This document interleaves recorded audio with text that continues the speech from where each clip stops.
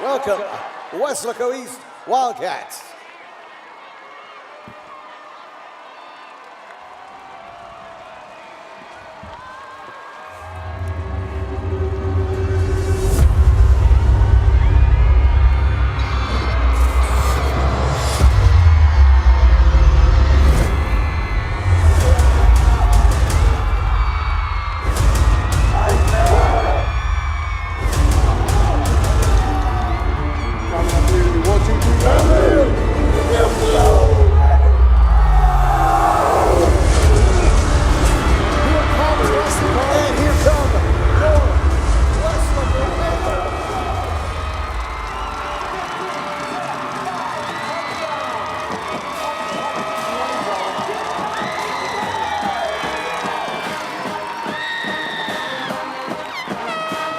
And it's time for a K-West production of high school football, live from Bobby Lackey Stadium here in Weslaco, Texas.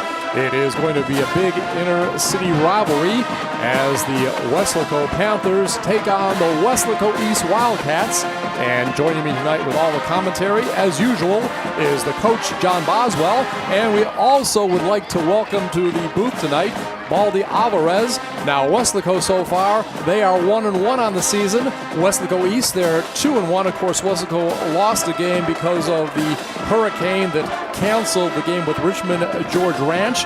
Now, remember, this is 32-6A action. Very exciting, ready to kick off. Coach, we'll bring you in first. This is a rivalry. So far, it is Weslaco leading it 3-2, but exciting every year. Well, it's a new game every year. You know, you can say it's 3-2, but to this group right here, it's 0-0. This is the first district game. First and foremost, you want to be 1-0 in district. And talk about the coin toss.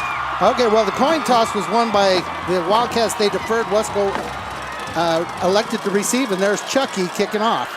Yes, Orlando Fuentes gets the ball back. It'll go to the goal line, and it's going to be brought out down to the 20, 25, over to the 30, and down at about the 32-yard line. And that is Peyton Knab. Remember, he returned a kickoff earlier this season for a touchdown about 85 yards. Right, he brings this from about 2 yards deep. Not sure he's going to bring it. Once he does, right there, he makes a nice move, gets up the field. And let's see, on the tackle is number 15, Hector Munoz.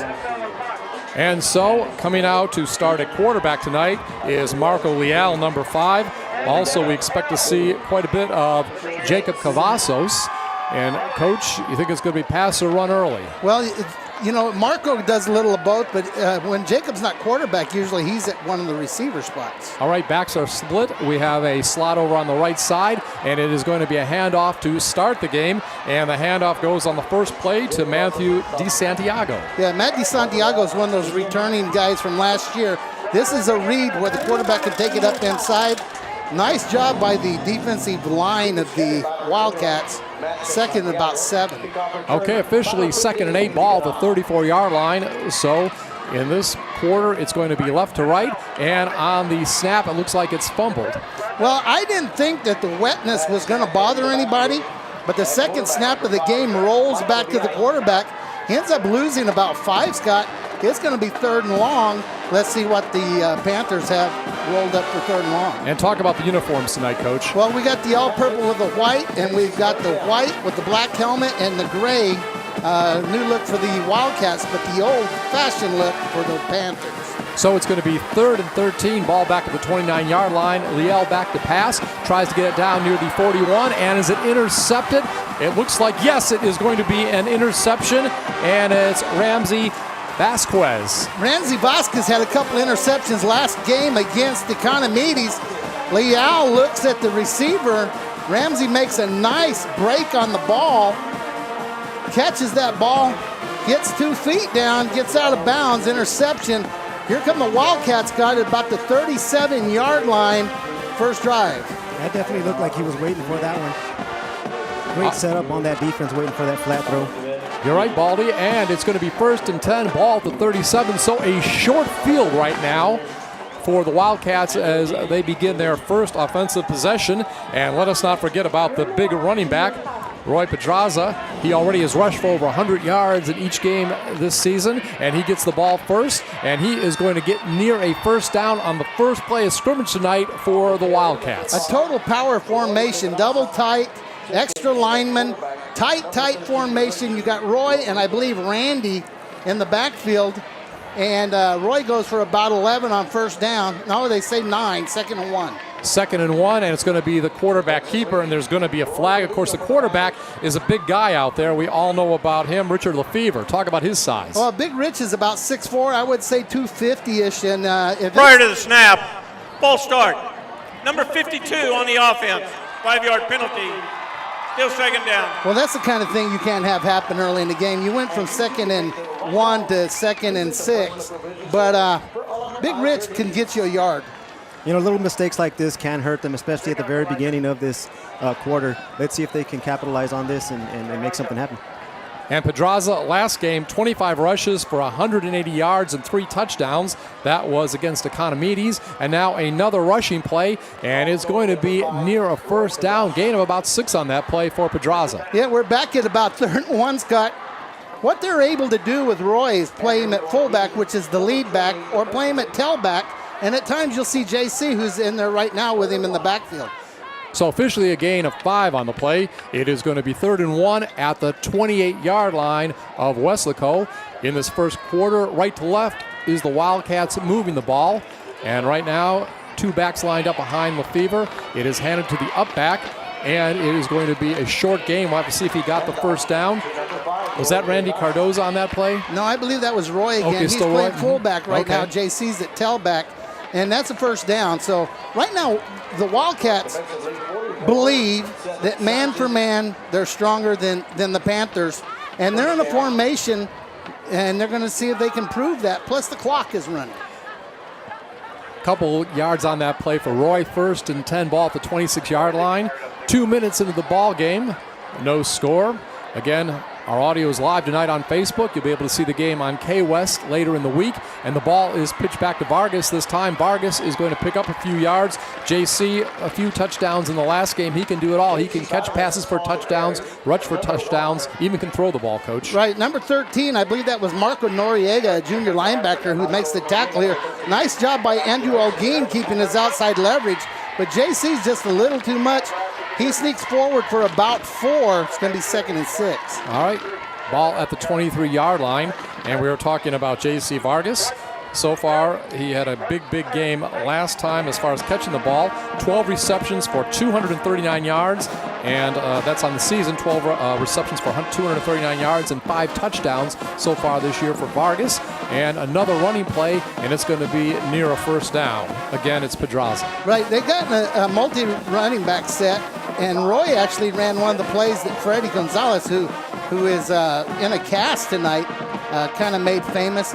He pushed it forward. It's 3rd and about 2. It's 4-down territory for the Wildcats. Let's see what Coach Burgett dials up here. Gonzalez got injured. Gonzalez got injured in the second half last week or 2 weeks ago against Economides. Both teams were off last week. Go ahead, Baldy. I was just going to say that was a big play right there. Coming in right at 3rd and 2. All right, 3rd and 2. Ball at the 18-yard line, and again to Pedraza, and Pedraza is going to get down near the 15, 14-yard line, pickup of about 4 on the play. Right now, the Wildcats are controlling the line of scrimmage, and they're playing what they would call Wildcat football, and it's going to be up to this young coaching staff. I say young, they're experienced men, they know what they're doing, but they're young in this program here at Wesco High to make adjustments. And again, it is going to be 1st and 10, ball at the 14-yard line. And a big year so far again for Pedraza. We mentioned 25 rushes, 108 yards, and 3 touchdowns in the last game. 446 yards total this season. And again, around the left side goes Pedraza, and is going to pick up about 3. That was a nice defensive play by number 2. That would be Roy Trevino. Roy bounces this thing outside. Got a nice block right there, but number 2 comes off and holds him to about 2-yard gain. Clock is running. Great stop right there. I don't know if you noticed on that left side, there's a lot of open field. 2nd down 8, ball at the 12. So far, Pedraza on the season, First game, 112 yards and a touchdown, 154 yards and 2 touchdowns, and then in his third game, that 180 yards and 3 touchdowns. So Pedraza will get it again, a short gain down near the 10-yard line, a gain of about 2 yards again. Yeah, it's going to be third and about 5.5, but right now they're just controlling the line of scrimmage, controlling the tempo, keeping the ball out of the explosive hands of the Weslaco Panthers. Now you got to remember this offense has a lot of people returning, and they went 3 rounds last year, so you're seeing some of that right now. And we were talking about that at the beginning of the game. I believe out of the 11, 8 of them are staying or have returned, so that's a big deal for them.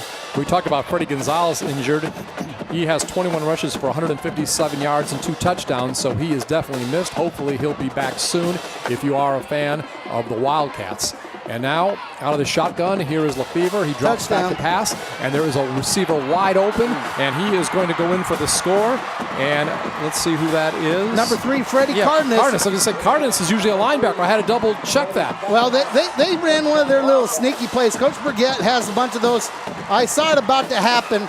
Richard rolls to his right. Freddie comes back underneath out of the left side. Just don't miss him and you have a touchdown. It was a 10-yard pass from Lefevre to Cardenas. Again, Cardenas, of course, first reception of the year. Very, very top defender on defense.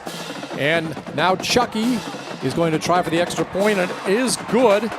And for Chucky, he is now 17 out of 17 this season in extra point attempts. So with 6:06 remaining here in the opening quarter, it is the Wildcats over the Panthers, 7-0. And you are listening to high school football. This is a K-West production. Now, if you notice on that, there is a little bit of miscommunication.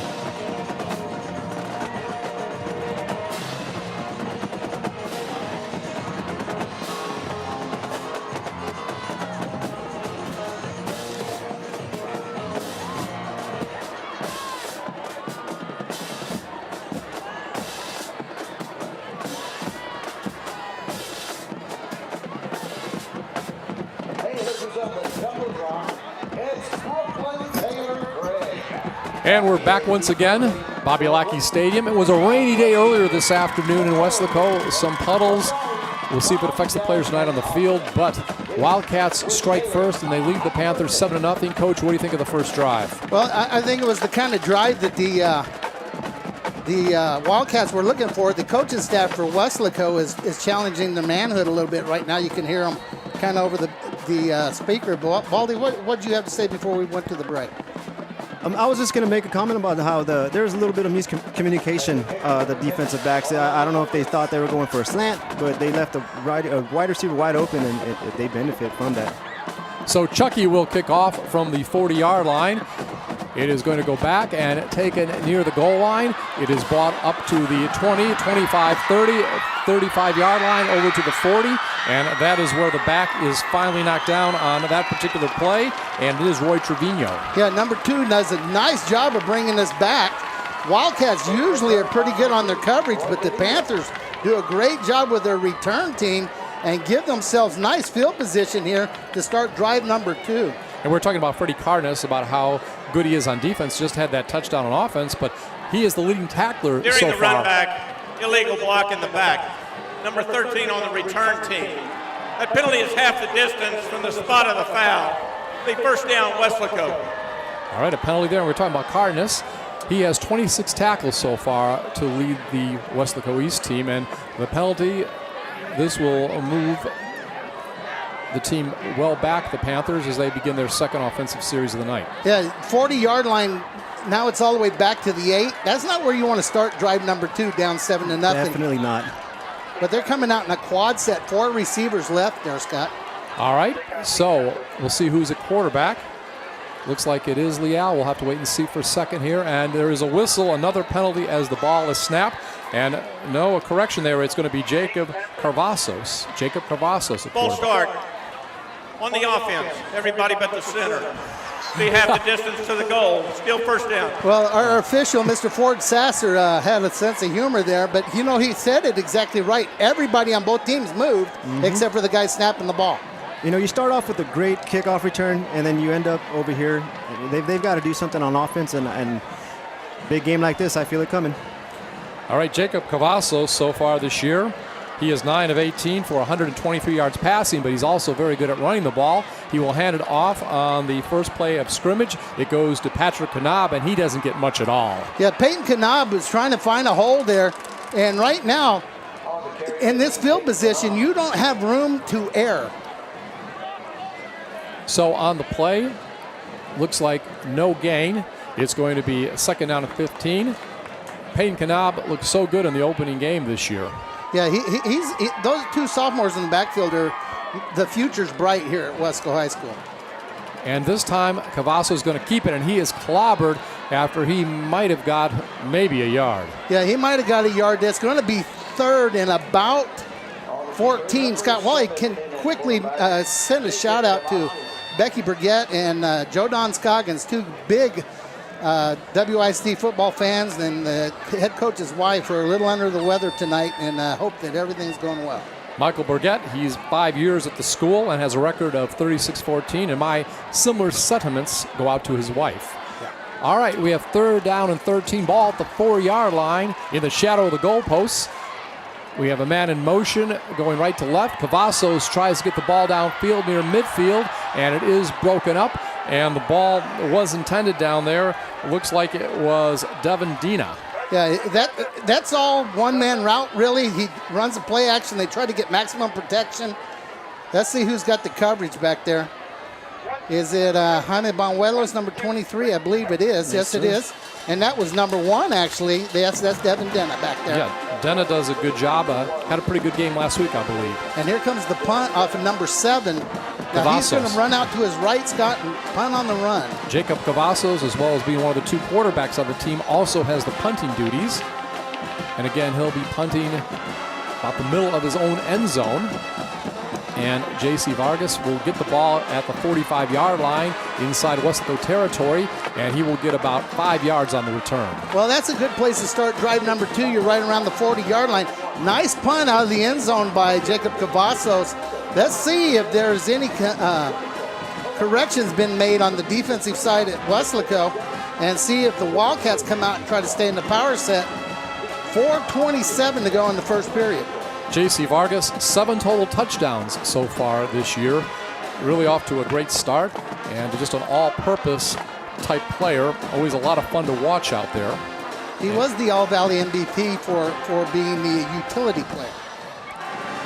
So, as Coach mentioned, 4:27.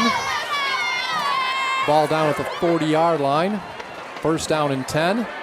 And this time it'll be handed off to Pedraza, and Pedraza is going to get about 8 yards, and he will fall forward, maybe even get a 1st down. He's the kind of guy you don't like to tackle. He can bench press, I don't know, close to 400 pounds, squats a whole bunch, but he got up kind of slow, and there's somebody down on the field.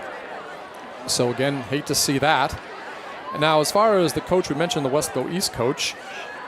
The coach of the Weslaco Panthers happens to be Michael Salinas, and Michael took over after being at Vela for a number of seasons. Yeah, had a very successful career there. Yeah, he was the only coach in the history of Vela up until the time he left, and he came here to Weslaco.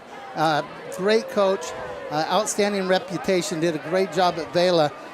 We have the injury on the field. Let's take a quick second and recognize some guys that don't get, and girls that don't get recognized very much. The trainer for Weslaco High is Chuck Esteves, Dustin Pena, and Alejandra Borrego. At Weslaco East, it's Tony Munoz, Javier Banuelos, and Jojo Reese.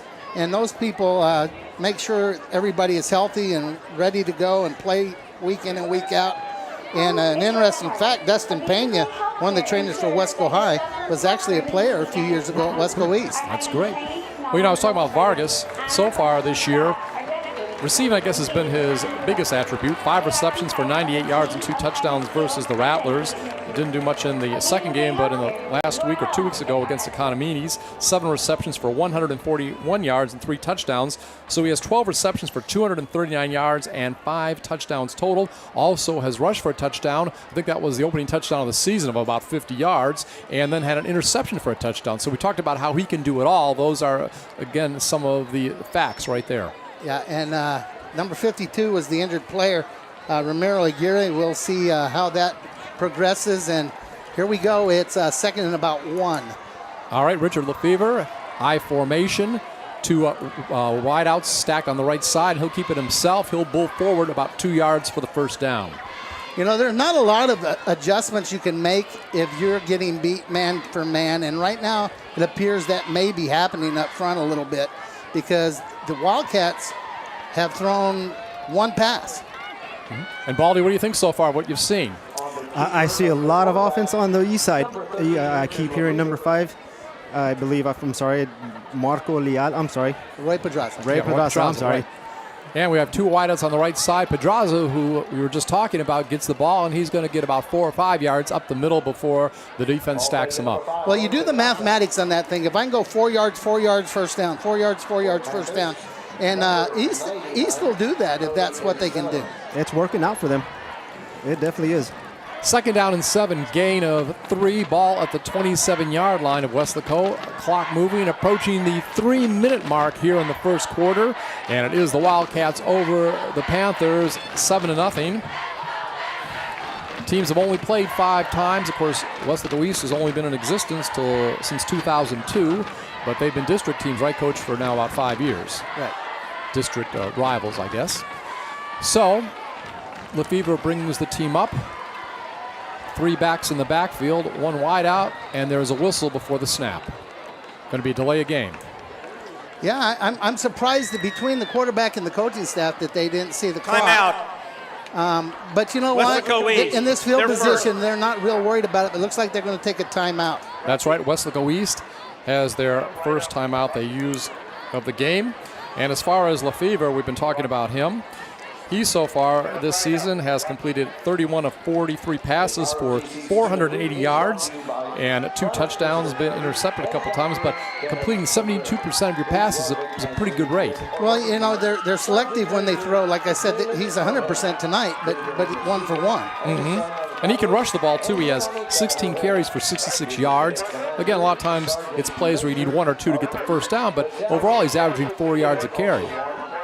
So I'll tell you what, and this game is really, really, you know, one of those things. I love rivalry games. And Baldy, I know you went to San Benito, right? Yes, sir. And so you love rivalry games. You played football. Definitely. Rivalry games, for some reason, you get amped up 10 times more than a regular game. And you know, Wesco, perfect rivalry here in our city. Again, 3 backs in the backfield. Lefevre will pass it to the deep back, Vargas. Vargas goes around the left side. He's at the 10, at the 5, and finally knocked out of bounds at the 5-yard line. And coming up, we see the tackle made, but again, a nice gain. They kind of went away from the strength of the formation there, used JC's talent here on the weak side. And was it number 12 that ran him out? I think so. Evan Margo. Evan Margo, that's right. Evan Margo, and a gain of 19 on the play. So it's going to be 1st and goal to go. Ball at the 5-yard line. Clock stopped. 2:36 remaining here in the opening quarter. Bobby Lackey Field in Weslaco, Texas. And it is the Wildcats over the Panthers, 7-0. Pedraza has the ball. He's going to bull ahead for about 3 yards before he stops. Still no touchdown. Yeah, that's a power offensive set. 3 backs back there, 2 lead blockers. I know one of those is Randy Cardoza. I'm not sure who the other one is. Number 40, it looks like. That would be Jared Bernice. And about the 1-yard line, 2-yard line? 2nd and goal to go from the 2. Pedraza, he tries to get it in, and on second effort, he gets the touchdown. He was stopped at about the 1, but then went to his right and went in. Really, that was a really good defensive job by the defensive front of the Wesco Panthers, but Roy head up in there, and the veteran that he is, kept his legs moving, kept sliding to his right, and he works his way into the end zone. 2-yard touchdown run for Roy Pedraza, and here comes Chucky. And that is the 7th touchdown of the year for Pedraza. Go ahead, Baldy. Yeah, definitely. You're absolutely correct. Great job on the defense. However, Pedraza able to use that power, get through. And Chucky puts the extra point attempt up and good. So, with 2:04 remaining here in the first quarter, it's the Wildcats over the Panthers, 14-0. You're listening to High School Football, a production of K-West.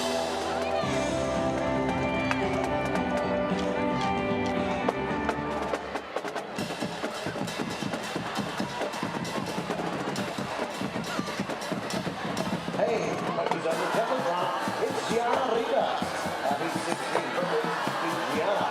We know your birthday is next week.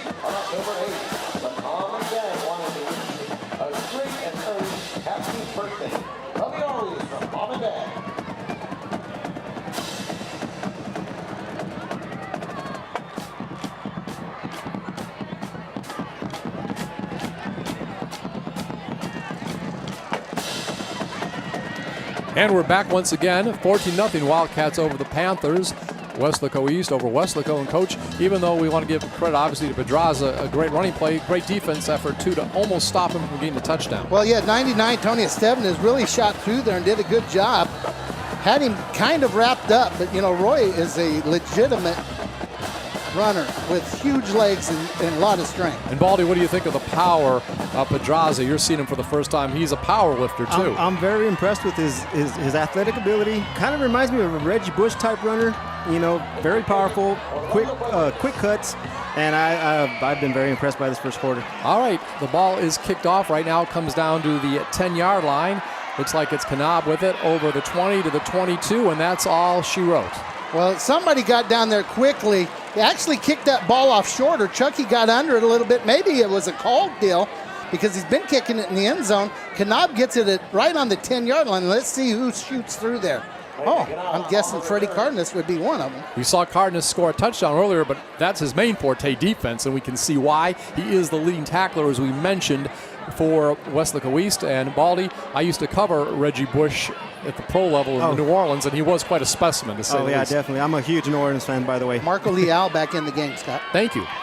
All right, so it's 1st and 10, ball at the 22-yard line for Weslaco in their purple uniforms, the home team tonight. And Leal goes back to pass, feels the pressure, and he is going to be brought down, and he is sacked from behind on that particular play. And it looks like coming up to make the tackle is Gerald Garza, and he's got a bunch of sacks this year. Yeah, well, you know, Gerald was looking like he was going to be an All-Valley type player a year ago, suffered an injury. He's back off the injury, and he's turned into a big-time player. Guess what sack that is for him this year, Coach? 10? 5. 5? Yeah, okay. but still. Well, I was half right. You were half right. It was halfway there. almost. Yeah. So it is going to be a loss of 7 on the play. 2nd down and 17, ball at the 15-yard line. And right now going back to passes, Leal once again trying to throw the ball, a little bit of a lateral type pass to Jaden Cavazos. I'm not sure if he's related to quarterback Jacob, but we've seen Jaden have some good games this year. They might be cousins or something. I don't know that there's a real close relationship there. But that's just a mistake on his part, and it's going to make it 3rd and about 17, Scott. And I don't know, I'd want to be there, but look for the screen. All right, Coach said it. That's why we call him Coach. John Boswell, 1:15 remaining, opening quarter. It is Weslaco East over Weslaco, 14-0. Again, if East wins tonight, the all-time series would be evened up at 3 games apiece. Out of the shotgun, going to his right is the quarterback, Leal, and it's going to be intercepted again. Yes, 2nd time tonight. Who is that, Coach? That's Ramsey again. Ramsey Vasquez, number 4. God, he had a couple interceptions against Economides. He's had a great season. He's the next one they're trying to groom to be the next Cito Rojas, the next J.C. Vargas. He plays a little bit on both sides of the ball. Great job on that interception. You played some defensive back. Talk about that. I sure did. I played strong safety, and I mean, one thing you got to learn about playing defensive back, a lot of reading. You know, any ball can go to the flat, any ball can go to post, any ball can go to the flag. I mean, it gets confusing at times because sometimes you do get those receivers across. It's just a lot of communication that needs to go into that. So coming back out in their white jerseys tonight, is that gray pants, Coach? I'm colorblind. That charcoal gray, graphite maybe. All right. Okay, we have Weslaco East, and it's going to be 1st and 10, ball near the 30-yard line, and it's going to be handed off, and not much going on that time. Yeah, straight handoff to Roy Pedraza. He was playing in the fullback that time, and might be the first time they didn't gain any yards. Looks like they're making a personnel change up with about 52 seconds to go in the first period. They've gone to 4 receiver set. So it looks like no gain on that play. Is going to be 2nd down and 10. Weslaco last year was 5-5, 3-4 in district. And meanwhile, Weslaco East 8-5, and they were 4-3 in district and a regional semifinalist. So that was East. East. I'm sorry, right. Weslaco East. Yeah, sorry. Okay. Ball is handed off this time, and this is going to be a loss, it looks like. But no, Pedraza spins away, 2-yard loss, and winds up being about a 1 or 2 yard gain. You know, we're going to get to see that replay, but there was a problem with that snap that ended up somehow in Roy's hand. But I don't think Roy is down. Big number 94 does a nice job back there. Let's see if he's actually down. No, he wasn't. And that was Jesse Ramos who was chasing him that time, number 94. Well, we have completed the first quarter of play at Bobby Lackey Stadium, and it is the Weslaco East Wildcats over the Weslaco Panthers, 14-0. This is a K-West production of high school football.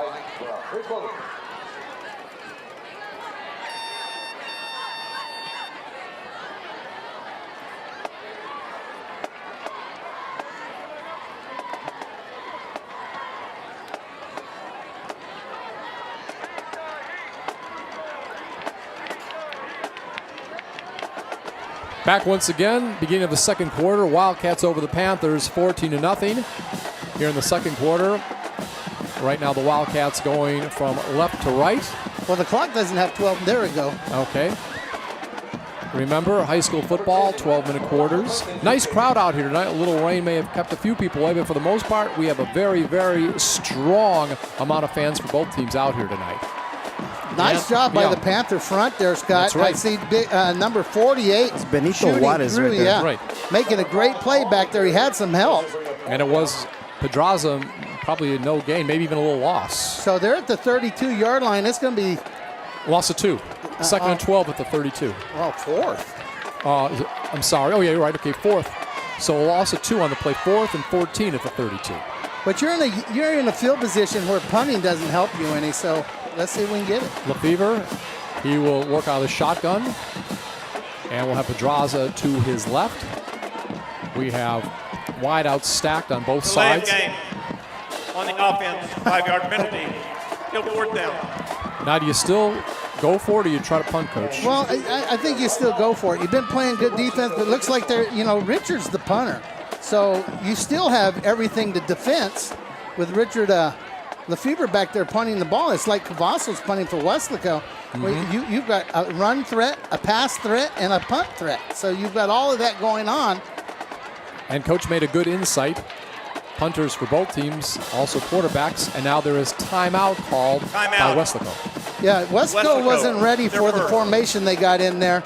And right now that they have to be positive on that defensive drive. Right there, Weslaco got the ball following that turnover on the 30, and they're going to turn out of here with no points. So far this season, Weslaco East opened the season blanking the Sherryland Rattlers 62-0, then lost to McAllen Memorial 28-14. Big week 2 weeks ago as they went up to Edinburgh and beat Academinis 56-14. As we mentioned, the Panthers' first game was canceled. They were supposed to play Richmond George Ranch, which is a school right outside of Houston, but that was canceled because of the weather problems with Hurricane Harvey. Then Weslaco defeated Marshall 27-21, and in a very close game, Mercedes, they defeated Weslaco 20-20, but give Weslaco credit. They were driving down to the last moment, and then an interception ended the game, but you got to give credit. They never gave up. Right, and they've had 2 close games. I've been the new coaching staff. Actually, here in 1985, Weslaco, I was on a brand new coaching staff where, it's a kind of overused word, but you try to change the culture. Yes, I've heard that. It's not as easy as it sounds. All right, 4th down and 19, ball at the 37-yard line, and this time Lefevre is back at his 50-yard line, and we don't see anyone back to get the punt, so it may just roll into the end zone. We'll see where he gets it, and good job by Vargas trying to stop it from going into the end zone, but it looks like a touchback. Yeah, it worked its way in there. He almost cut that thing in the air, but it worked its way into the end zone. Low snap, Richard gets it off. And look at the athletic ability of number 1, J.C. Vargas here. He actually pretty much catches that. I think if he'd have caught it clean, he could have thrown it back. Yes, you're right. And Baldy, did you ever return punts or kickoffs when you were a defensive back or safety? I tried to a few times. Was that like a success or like, don't ask me about it? It actually was kind of successful. They threw me in kind of last minute. All right, so we have 1st and 10, ball at the 20-yard line. 11:15 remaining first half. Wildcats over the Panthers 14-0. And a run will start off this drive, and it is Peyton Knab, and Knab will get over the 30-yard line down to about the 32, gain of about 11 or 12. And he's down. He got flipped there at the end. You have Cavazos back in at quarterback, and that's the biggest run of the game right there for Knab. maybe a 12-yard gain, somewhere around there. But right there at the end of the run, he'd take a pretty good shot, and he's down on the field. Now, Kanab so far this season, he was 13 rushes for 38 yards against Marshall. Then in the last game against Mercedes, 11 carries for 31 yards. So far this season, 24 carries for 69 yards. And of course, we remember the big kickoff he returned for a touchdown against Marshall. Nobody was near him as he returned that that kickoff right before the end of the game. Would have gone to overtime maybe, but he made it a win for Weslaco. Yeah, he's getting up with some help. Let's hope that's nothing serious. He's an outstanding young player, a good young man, sophomore playing over here at Weslaco High School. Hate to see anybody hurt, and hopefully he'll be fine. Along with the coach, John Boswell, you just heard, I'm Scott Harrison. And again, the third voice you're hearing tonight, we're glad to welcome him to the booth. He is going to be helping us out this year, is Baldy Oliveras. And Baldy, doing a great job. Appreciate you being on board. Thank you guys for having me. I appreciate that. So it's 1st and 10, ball at the 33-yard line for the Panthers. It is going to be a handoff, and this time, not much going. It's the other running back. You talked about the talented young running backs, Coach. That's Matthew DeSantiago. So far this year, he has 23 carries for 104 yards and a touchdown, but that time looks like no gain. Yeah, Matt's a holdover from last year. He did a good job in the slot T formation as a runner, and he's adjusted well. Looks like they're going to a no-back set here. Cavazos is a definite run threat when he's back there by himself. DeSantiago, 13 carries for 71 yards against Marshall, 10 for 33 against Mercedes with a touchdown. So it's 2nd and 10, ball for 33. A motion there going to the left side, jet sweep, and there is going to be a nice carry on that play. Not a first down, but a nice pickup by Matthew DeSantiago. Yeah, Matt DeSantiago comes on the speed sweep. Again, you have to account for number 7 here. He gets around the corner. I believe Ramsey Vasquez comes up and makes the tackle. So the ball is going to be a couple yards short of a first down, but a good pickup of 5 or 6 on the play. He's got some speed, Coach. Yeah, there's guys on both teams out there that run really well. 3rd down and 2, ball at the 41-yard line. Again, motion, and the ball is going to be headed, that time kept. No, it was a fake there, and it's kept, and it's going to be brought down to the 40-yard line. Nice run by Jacob Cavazos. So on that particular play, he gets about 19 yards into the territory of the Wildcats. Yeah, that's a read right there. Jacob reads that up inside. Linebackers get out of sorts right here. I believe that's number 7 that ends up making the play, Dimas Alvarez. And it's first down Weslaco, and they're driving. 1st and 10 at the 40-yard line. 9:38 remaining, clock moving here in the first half. Jacob Cavazos will drop off the pass in the backfield. Not much go that time, and it's Jaden Cavazos with the reception. Yeah, that's that little outside screen. When you go to no backs, you still got to have kind of a running game, and that's how they get a running game, is quick passes on the outside, run a little screen, but that was no gain. The Wildcats ran that down. So it's going to be 2nd and 10, ball at the 40-yard line. Again, Jaden Cavazos with the reception. So far, I'll give his stats in just a little bit. Shotgun formation. Now in motion, we see Jaden Cavazos, and Jacob, that is, will keep it, and he's going to gain about 3 on the play. Well, I think he fooled you a little bit there. He actually handed that off going the other way to DeSantiago. Okay, all right. He works his way out. Looks like Mikey Gonzalez involved in that tackle. Also see number 26 in the area. That would be Carlos Espinosa, who's back off of an injury. And Gonzalez is a pretty good player. Yeah, it's 3rd and about 7. This is a big down right here for Weslaco. 3rd and 7, ball at the 37-yard line. Again, the shotgun formation. Motion from the left to right. Cavazos will roll to his right. He'll try to get the ball downfield, and it looks like it's off the fingertips, or did he get it? It was a close call there. We'll have to wait and see. It's Richard Olzak, and he gets the reception. Yeah, they called that a catch here. Yes. You got good pressure here. Cavazos throws this with pressure in his face. Olzak gets his fingers on it. JC tried to undercut it. Somebody came in, couldn't get it away. It's going to be 1st and 10 from the 14. That's just right. Great Nice hustle. game. Great hustle. So it went from the 37 to 14 on that play, and this time the ball will be moved forward by the quarterback, and he's going to get down near the 10, gain of 4. Here's a little interesting fact. Number 6, Olzak, freshman and sophomore year, he was at Weslaco East. That is interesting. It's a town. Small world. Yeah, within the same town, that That's kind right. of thing happens. So on the pass, it was about a 23-yard gain. Gain of 4 on the rush by the quarterback on the keeper. It is now 2nd down and 6 at the 10-yard line. So Weslaco can get a first down inside the 10 at the 4. We have trips over there on the left side, and there's a whistle before the snap. Timeout.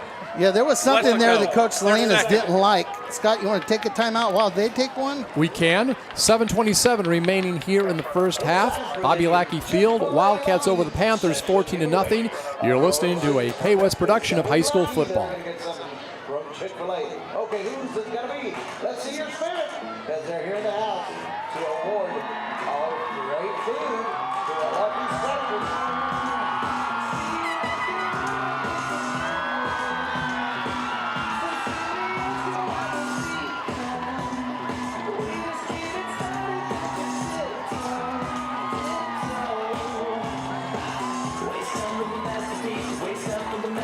And we're back once again. 7:27 remaining here in the first half. Wildcats over the Panthers. It's 14-0. Richard Olzak, we were talking about him. No receptions in the last game, but against Marshall, he had 3 catches for 75 yards. He had a nice game that afternoon. Yeah, he had a big game a year ago against Marshall up in San Antonio. There's a handoff. That's right, a handoff going, and it's going to be to Santiago. He's going to get about 4 yards around the left side to the 6. Yeah, that got sniffed out pretty quickly. I know that the Panthers right here, they're thinking touchdown, but they got to come out of here with points. So we have 3rd down and 6. And the ball is now, actually it's going to be, let's look at that. It's 3rd down and 2 actually. I was looking at the scoreboard, they hadn't changed it yet. 3rd down and 2. And ball is at the 7-yard line. And this time it's going to be Cavasso with it. He's going to spin around, and he is going to be short of the first down by at least a yard. You know, I got to believe that Coach Salinas wants a touchdown here. I don't think you run your field goal team out there. Let's see. You got to believe in Jaden Cavazos. They got a decent little passing game. They got down there throwing the ball. Let's see maybe if they sprint him out and give him a run-pass option. So it's going to be 4th and 1. Got to get the ball inside the 5-yard line. In the shotgun, it's Cavazos.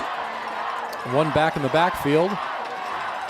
2 wideouts on the left side, 1 on the right. And we'll have to see what happens.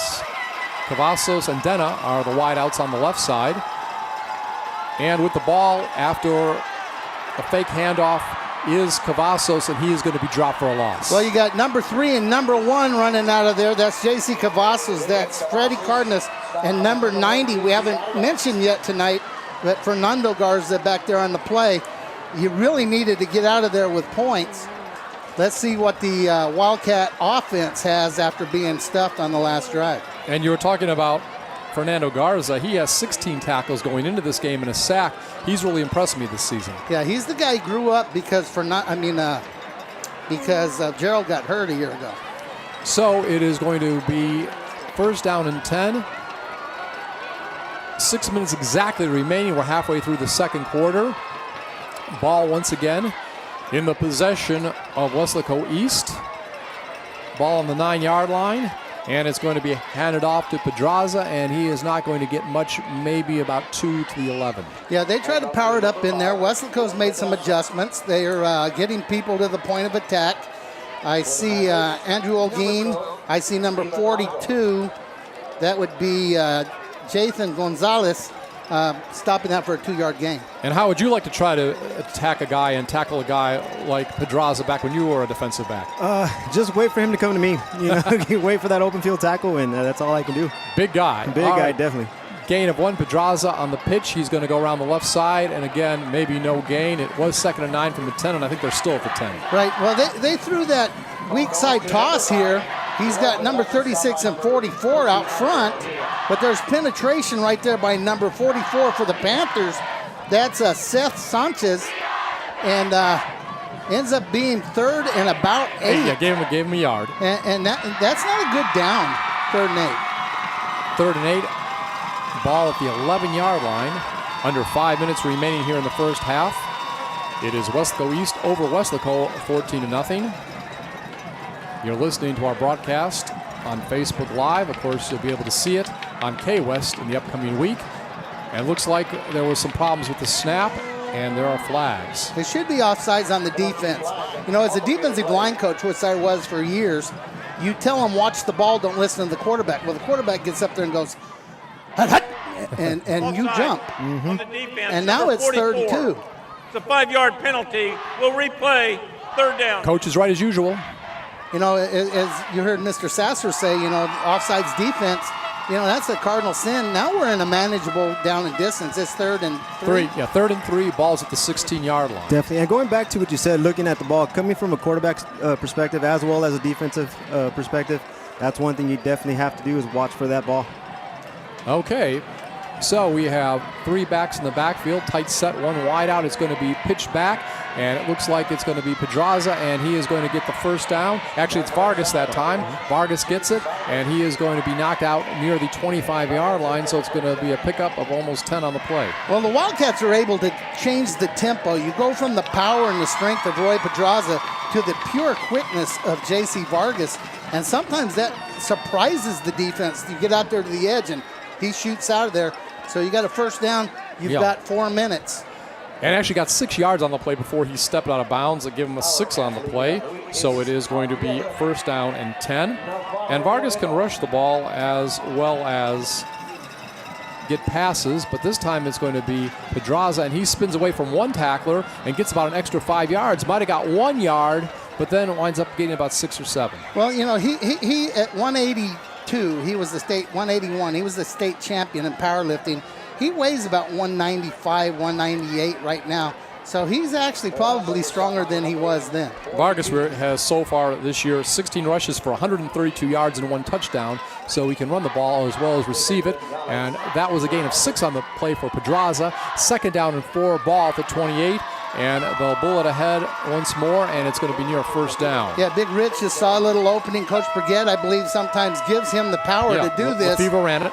And he works up in there behind Mario Trevino and the other offensive lineman, and first down.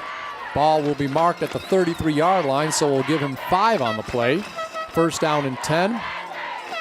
3:27 clock running. And it's going to be handed off once again. Pedraza back at fullback, and he'll get a short gain. Yeah, they move him around. It really hurts losing Freddie Gonzalez because you're not able to do that as much. But I saw number 42 there, and we're starting to see Jathan Gonzalez involved in some of the tackles here. Coach Buff, the defensive coordinator for Weslaco, rotating some people in and out. You know, you hear them talk about this in college and in the pros. The defense gets tired of chasing those guys around, and you've got to be able to rotate them out.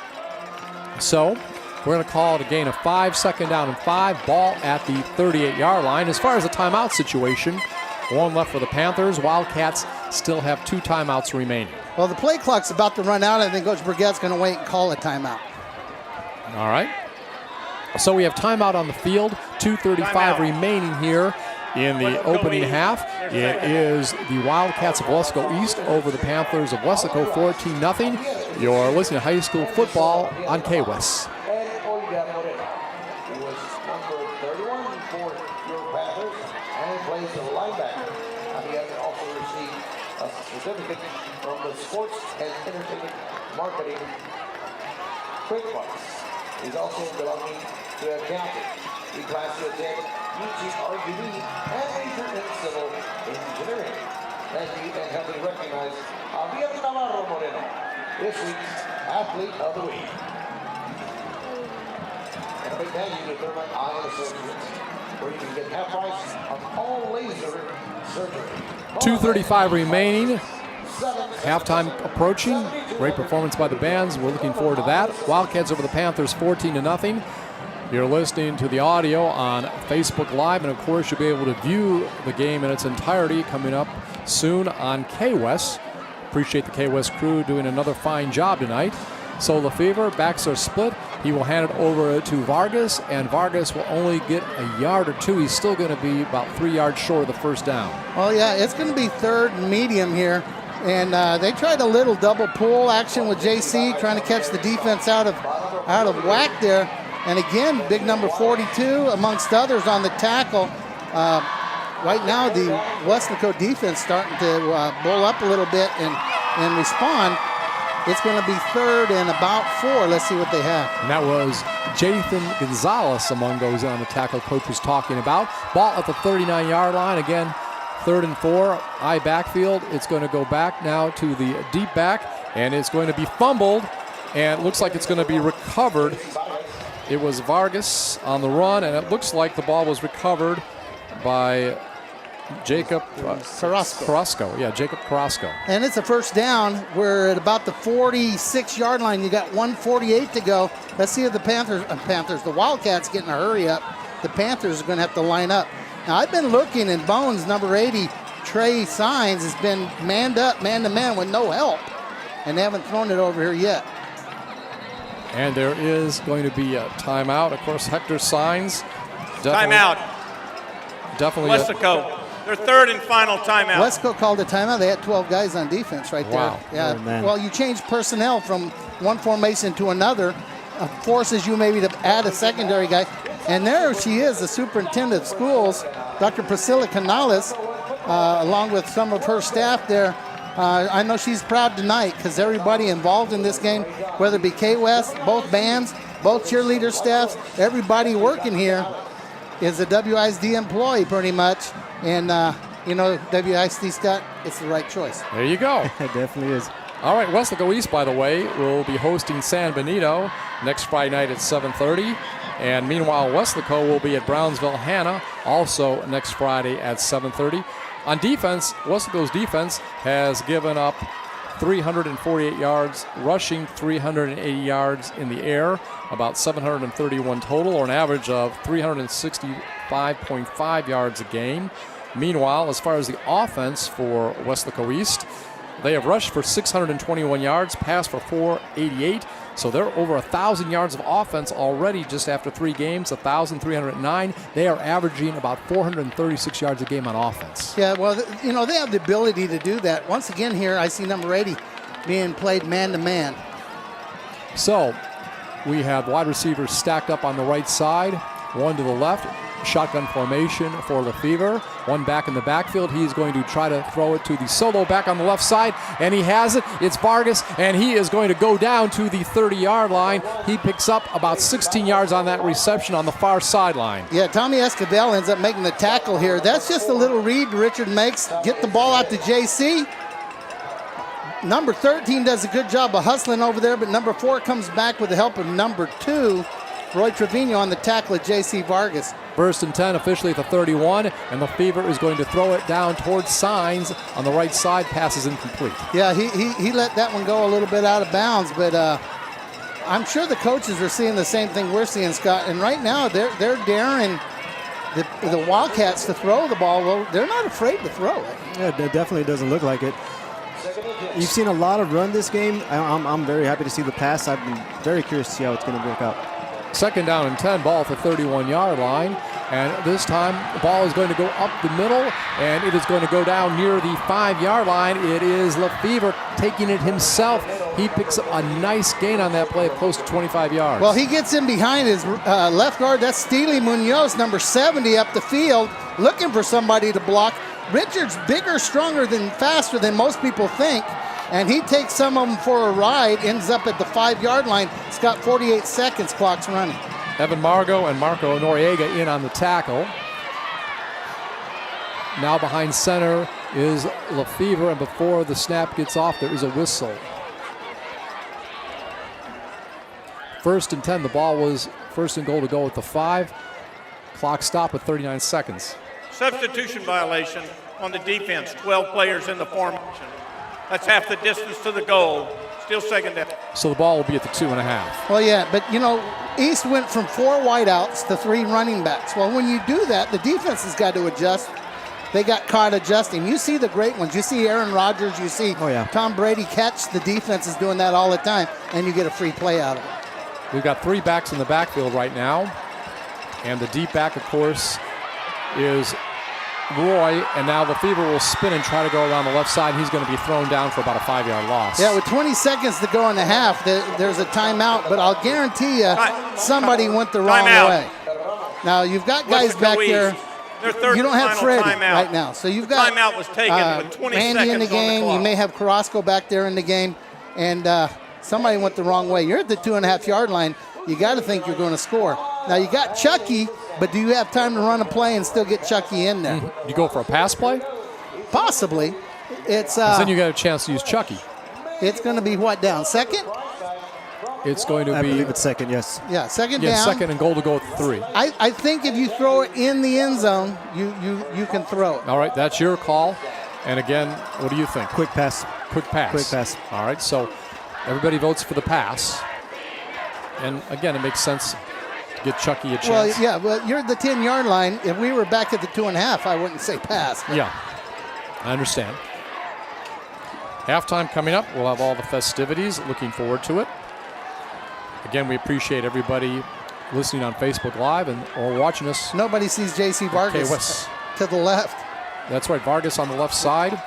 Now they do. Roy Pedraza in the backfield, and Lefebvre will throw it, and he gets Vargas. You called it, Coach, for a 10-yard touchdown. Well, the defense never really recognized that he was lined up out there. 13 wandered over there late. That would be Marco Noriega. And Richard recognizes it, throw what they call the back shoulder fade, and you have a touchdown. Definitely. He was out there by himself for a good while, and it took the defensive back to realize that. So Chucky going to go for his 3rd extra point of the night. Perfect this season on extra point attempts. It's up, and it is good. 16 seconds remaining until halftime. It is the Weslaco East Wildcats 21, the Weslaco Panthers nothing. You're listening to high school football from Bobby Lackey Stadium. This is a K-West production. Weslaco East graduate Brandon Figueroa continued his professional career when he returned to fight at the Rio Grande Valley Livestock Ground. In Mercedes, it's the return of the Heartbreaker, a 2-time prospect of the year, who is undefeated at 13-0-8. For tickets, call 956-648-8305. Good luck, Brandon, from all of us here at WISD.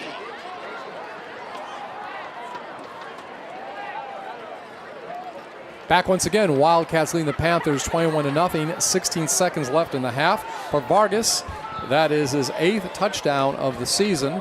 And of course, as far as receiving touchdowns, he has done a nice job. That's his 6th. He had 3 last week and 1 so far tonight. Well, you've got 16 seconds to go in the first half. Wesco East will receive the second half kickoff. Right now, Chucky's going to kick off. You've got to make sure that you do a good job of covering this kick and play defense. Weslaco wants something to happen like it did against Marshall and maybe open that thing up and see if they can't get a return. See if Peyton Knob can go 85 yards. Is he in, Scott?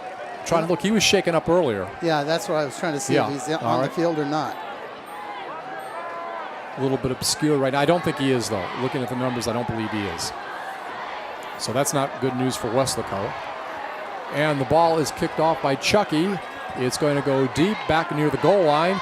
It's brought up to the 15, 20, and the running back will finally be knocked out near the 30-yard line, and that's Devin Dana.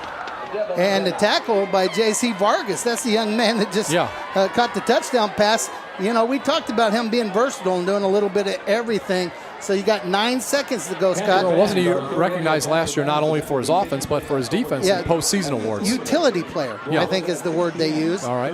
And number 4, Ramsey Vasquez, is the next guy. You know, they had a guy a couple years ago named Cito Rojas that did all these things too. So with 9 seconds remaining, 1st and 10 at the 33-yard line for Weslaco. No timeouts remaining for either team. Shotgun formation, 2 wideouts on the left side. It is going to be handed off this time. It's going to be a pickup of a few yards, and that is going to be all as far as that running play, and probably all we call for this first half. It was DeSantiago on the carry, and he'll get, like I say, just a few yards and end the first half of play.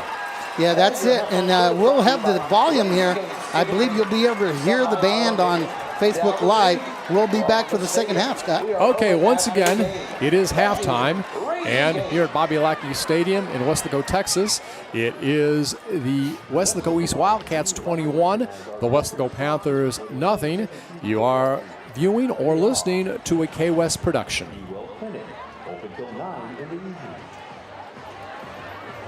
a beautiful day home.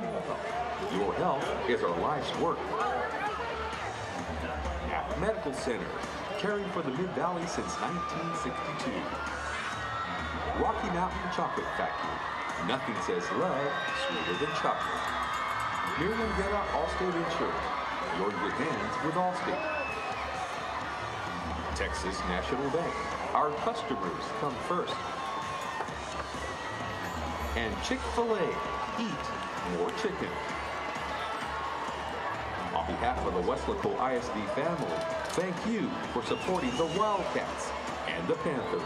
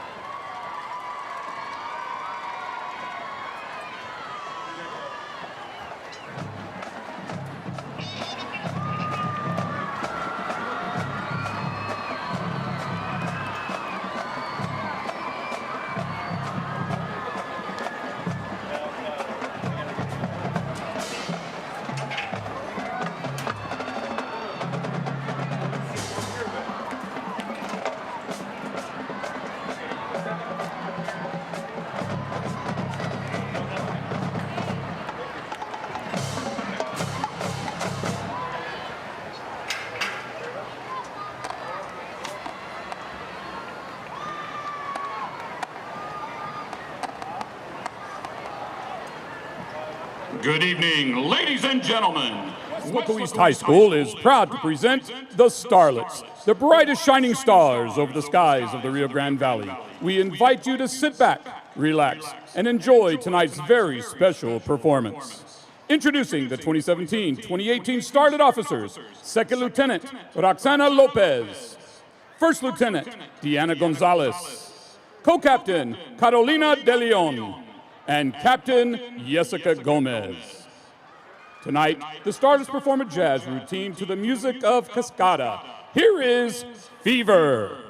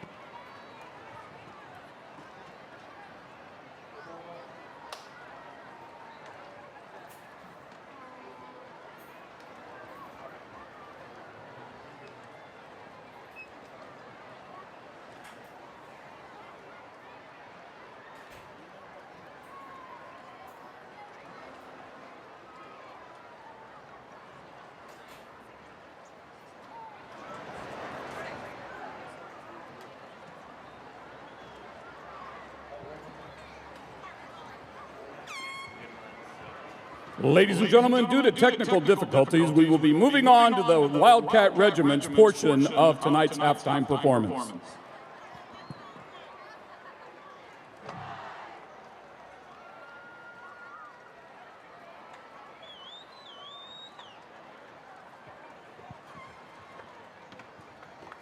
And now, under the field direction of drum majors Alyssa Aguilar, Victoria Mena, and Jasmine Pena, here is the award-winning Weslaco East High School Wildcat Regiment.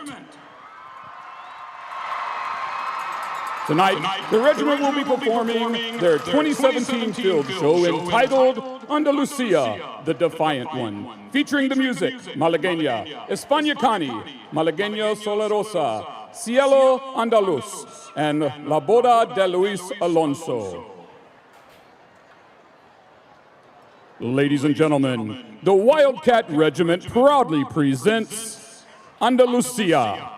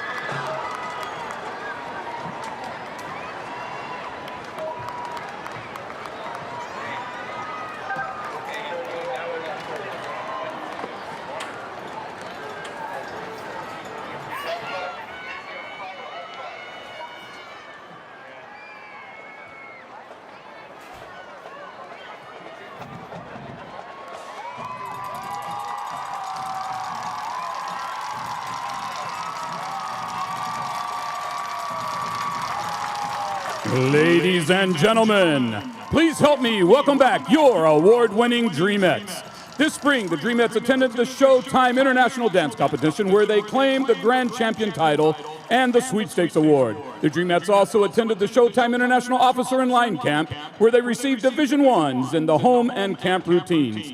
Officers also received Most Creative Choreography, All-Star Award, and were a 5-star rated group.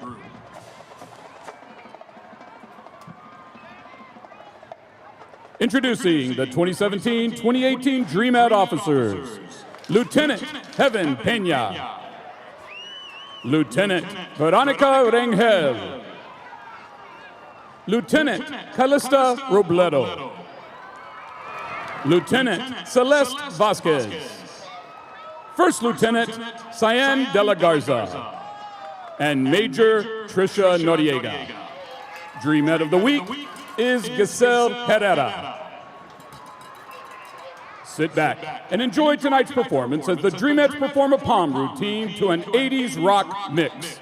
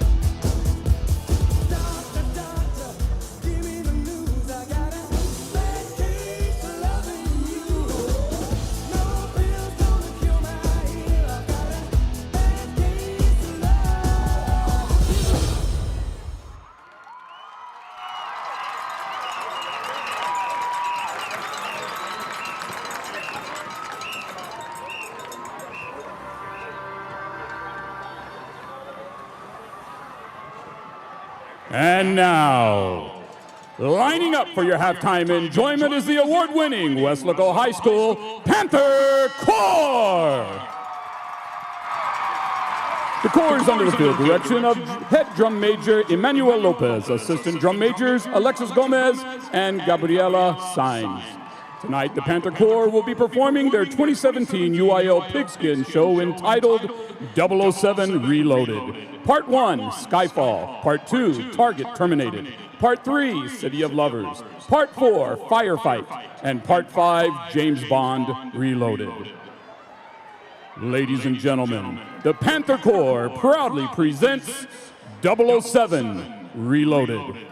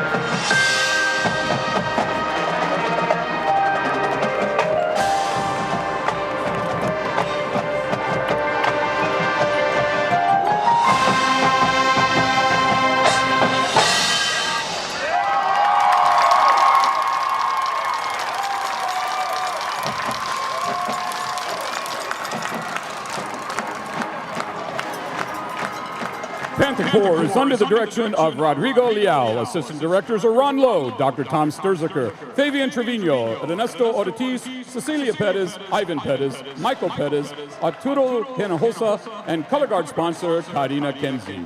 The Panther Corps would like to thank the Weslaco ISD Superintendent of Schools, Dr. Priscilla Canales, the Weslaco ISD School Board of Trustees, Weslaco High School Principal Yvette Morales, and the City of Weslaco for supporting the fine arts in our community. Thank you, and go Panthers! The halftime scores are brought to you by Taqueria El Compadre, located right across the street from the high school. Stop by after the game where you can get a great order of lunches. Also tacos de bistec, fajitas, and more. Stop by at Taqueria El Compadre, our halftime score sponsor.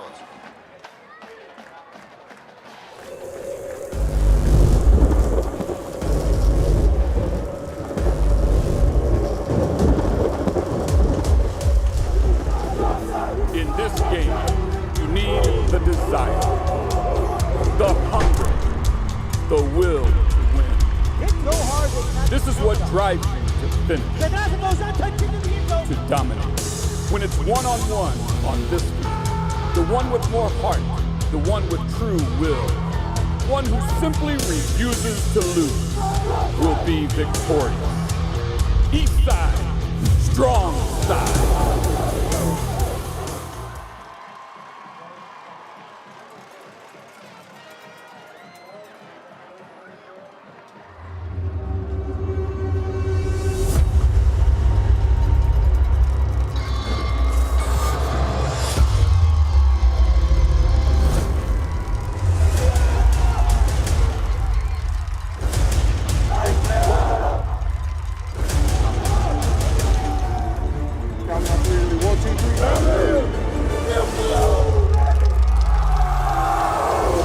Second half action.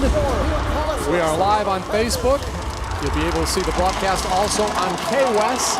It's Bobby Lackey Stadium in Weslaco, Texas, along with the coach himself, John Boswell, and welcoming our newcomer, Baldy Alvarez. I'm Scott Harrison, and at halftime, it is the Tinaco Bowl, and we see Weslaco East Wildcats are leading the Weslaco Panthers 21-0. Talked with Mike Gonzalez during halftime about the meanings of the Tinaco Bowl, and I guess the water tower here is very historic, and Tinaco in Espanol means water tower. And Coach, you were talking before the game how after Weslaco wins years ago, they used to light up the water tower. So just historically, I guess because the water tower is such an important part of this community, that's part of the reason they call this the Tinaco. Yeah, before the expressway was put in old 83 was the way people got across the valley. Before internet, before everybody had good radios in their car, you may be coming back, say, from McAllen to Harlingen and I wonder who won the game in Weslaco today, and if the water tower was lit up, you knew Weslaco won. And Scott, it looks like number 78, Javier Hernandez, will kick off for the Panthers. And we will see Weslaco East with the ball. They defer to the second half. They are going to receive it, and they're going to get the ball to our left. So they will get the first chance to do something on offense to begin this second half.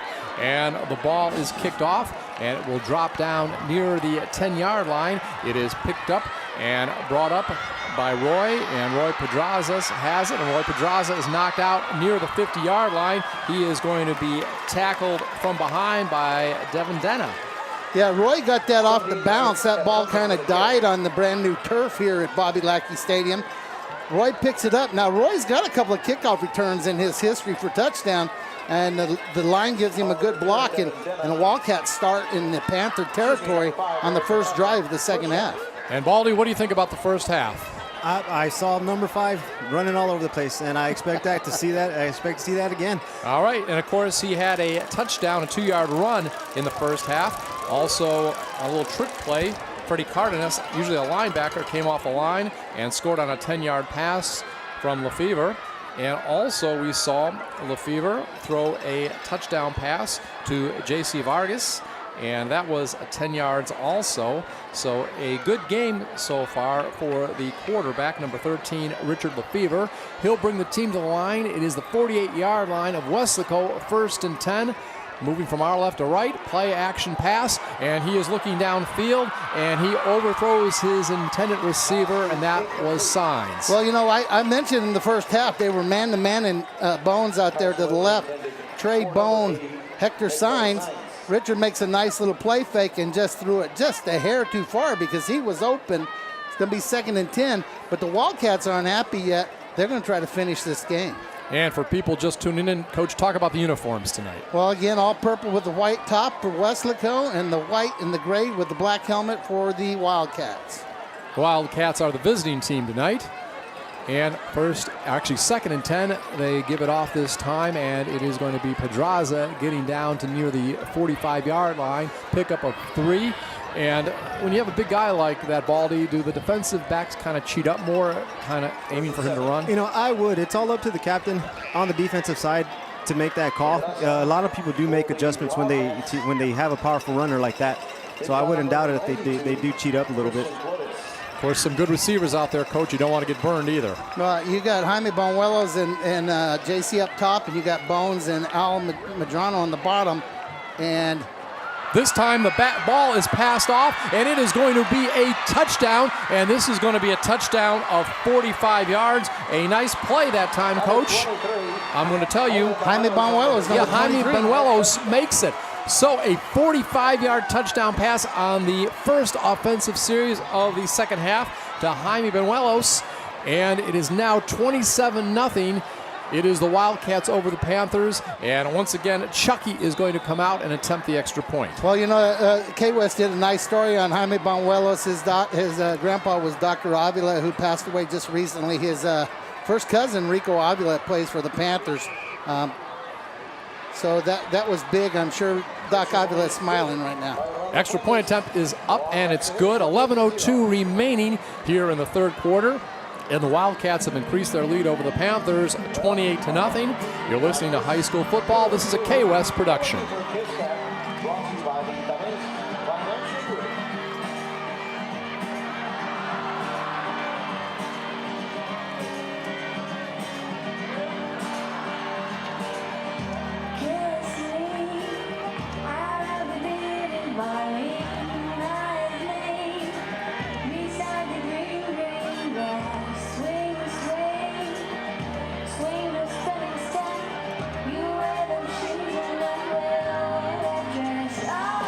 Back once again, Bobby Lackey Stadium in Weslaco, Texas. The Wildcats now ahead of the Panthers 28-0. And Jaime Bonuelos, a 45-yard pass reception, third touchdown pass of the night for Lefevre, having a very nice night out there, Richard Lefevre. And talk about Jaime getting that wide open.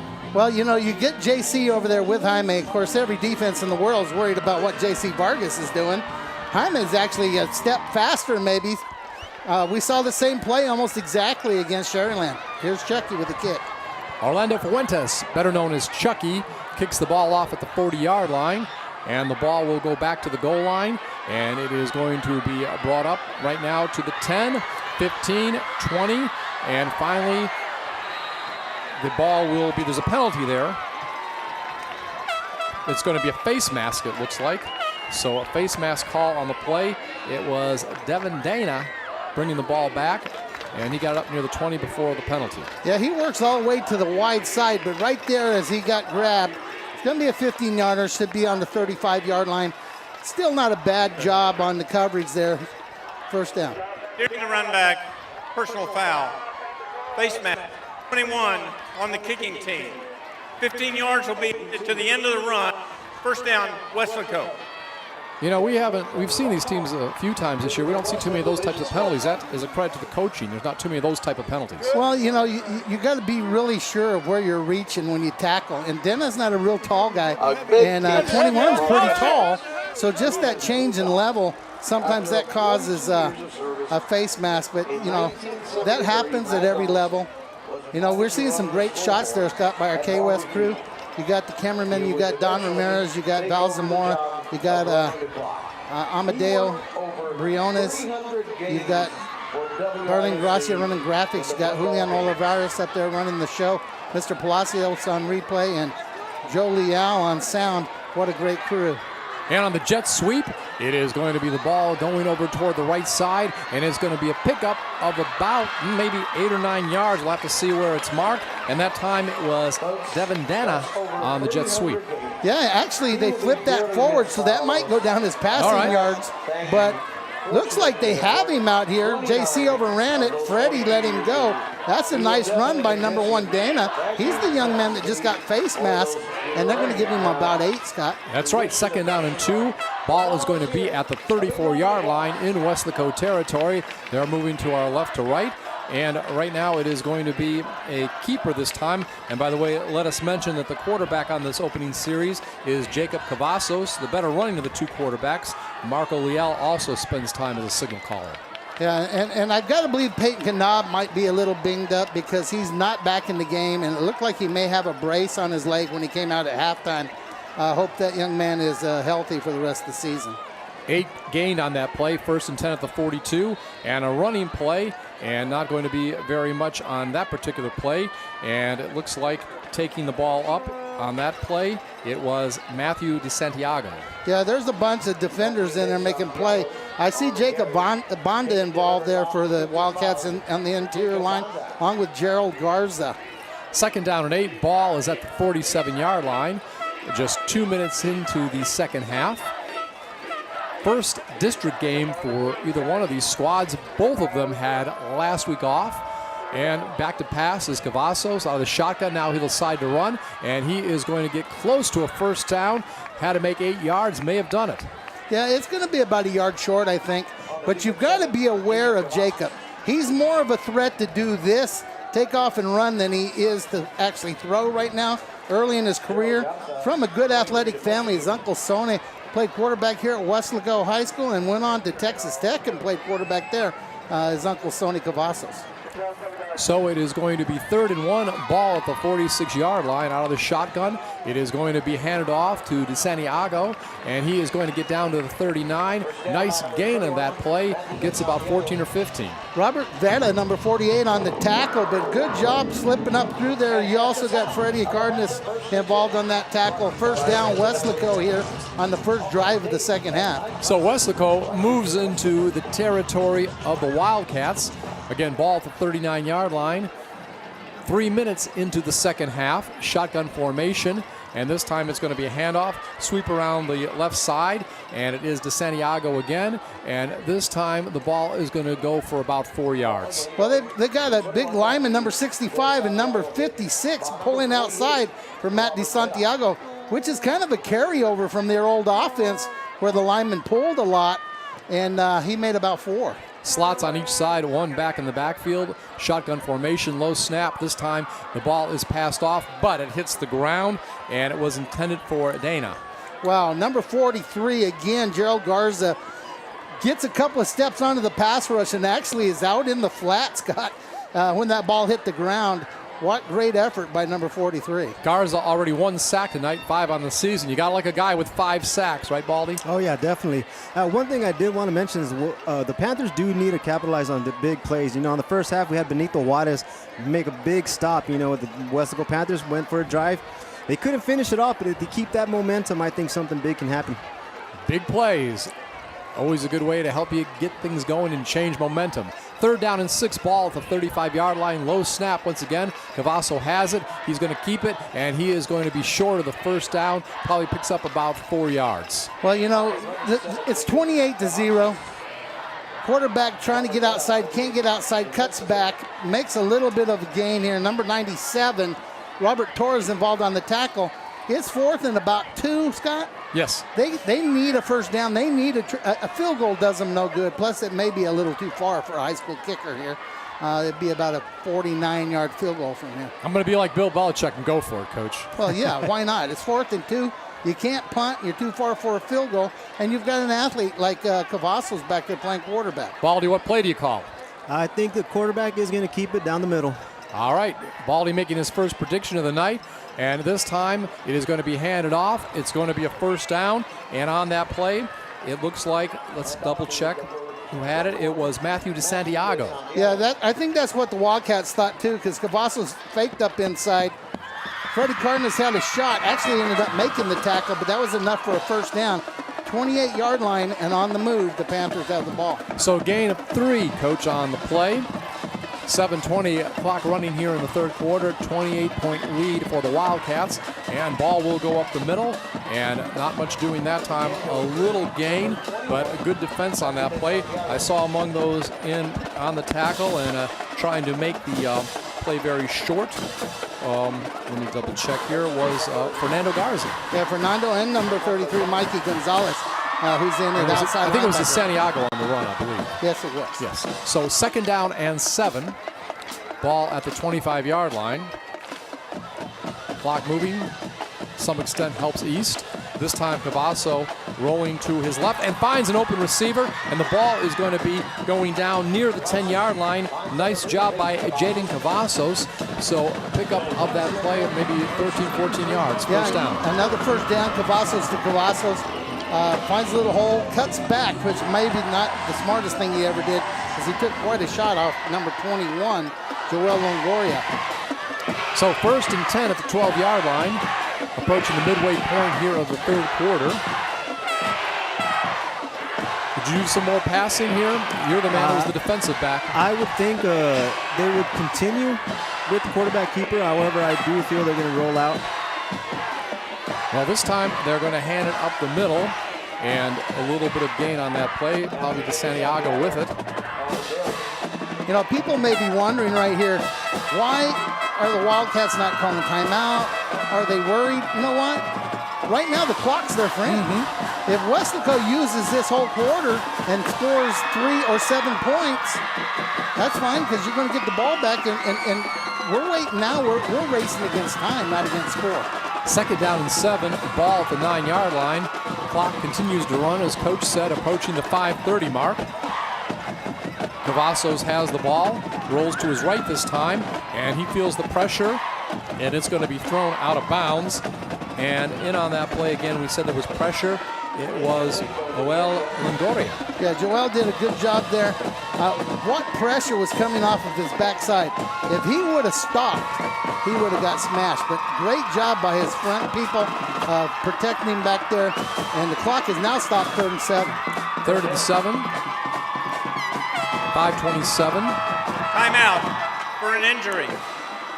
All right, we have timeout. And as we look at some of the statistics, this time for Weslaco on offense, they are gaining 349 yards a gain on the rush and 348 on the pass. Coach, it couldn't be more even than this coming into the game. Well, Weslaco 349 rush, 348 pass. I think Coach Salinas would love to have some balance in his offense.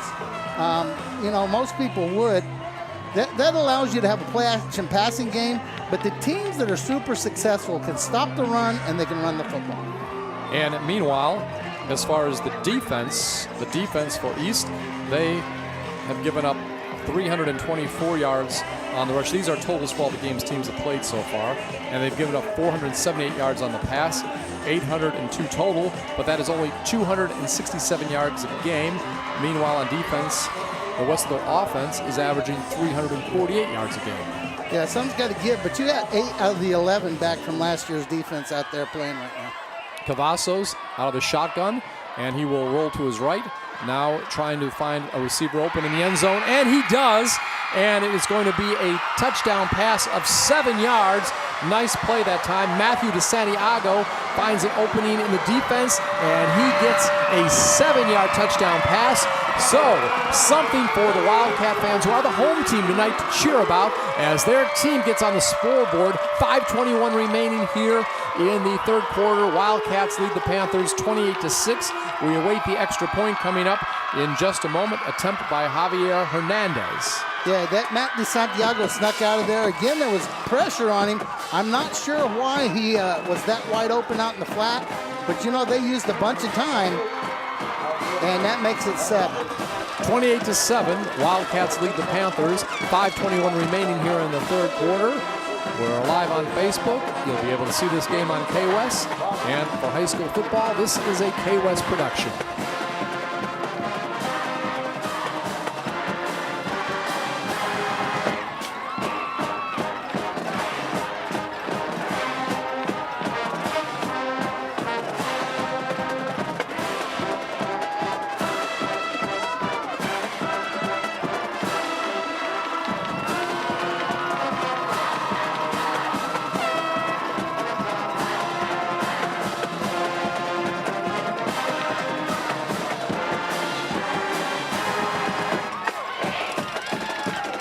Back once again, 28-7, 5:21 remaining in the third quarter.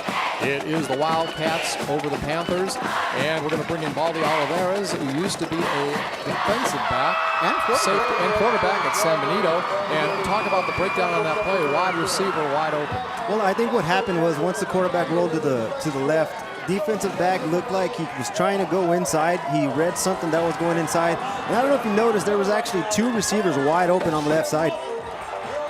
And now the ball is kicked off, and it's going to be picked up at the 5-yard line, and it's going to be Roy Pedraza, and Pedraza is going to be dropped at the 8. So, do you think maybe there has been some momentum picked up after that touchdown by the Panthers? First you, Baldy, then Coach. You know, I definitely think that the momentum is picking up for the Panthers. You know, 28-7, it's still a pretty big deficit, but, you know, we got 5 minutes left in the third, and we got a whole fourth quarter left. Well, you know, maybe that first drive of the second half was too easy, and sometimes you get complacent over there, and they know they're playing against the clock right now.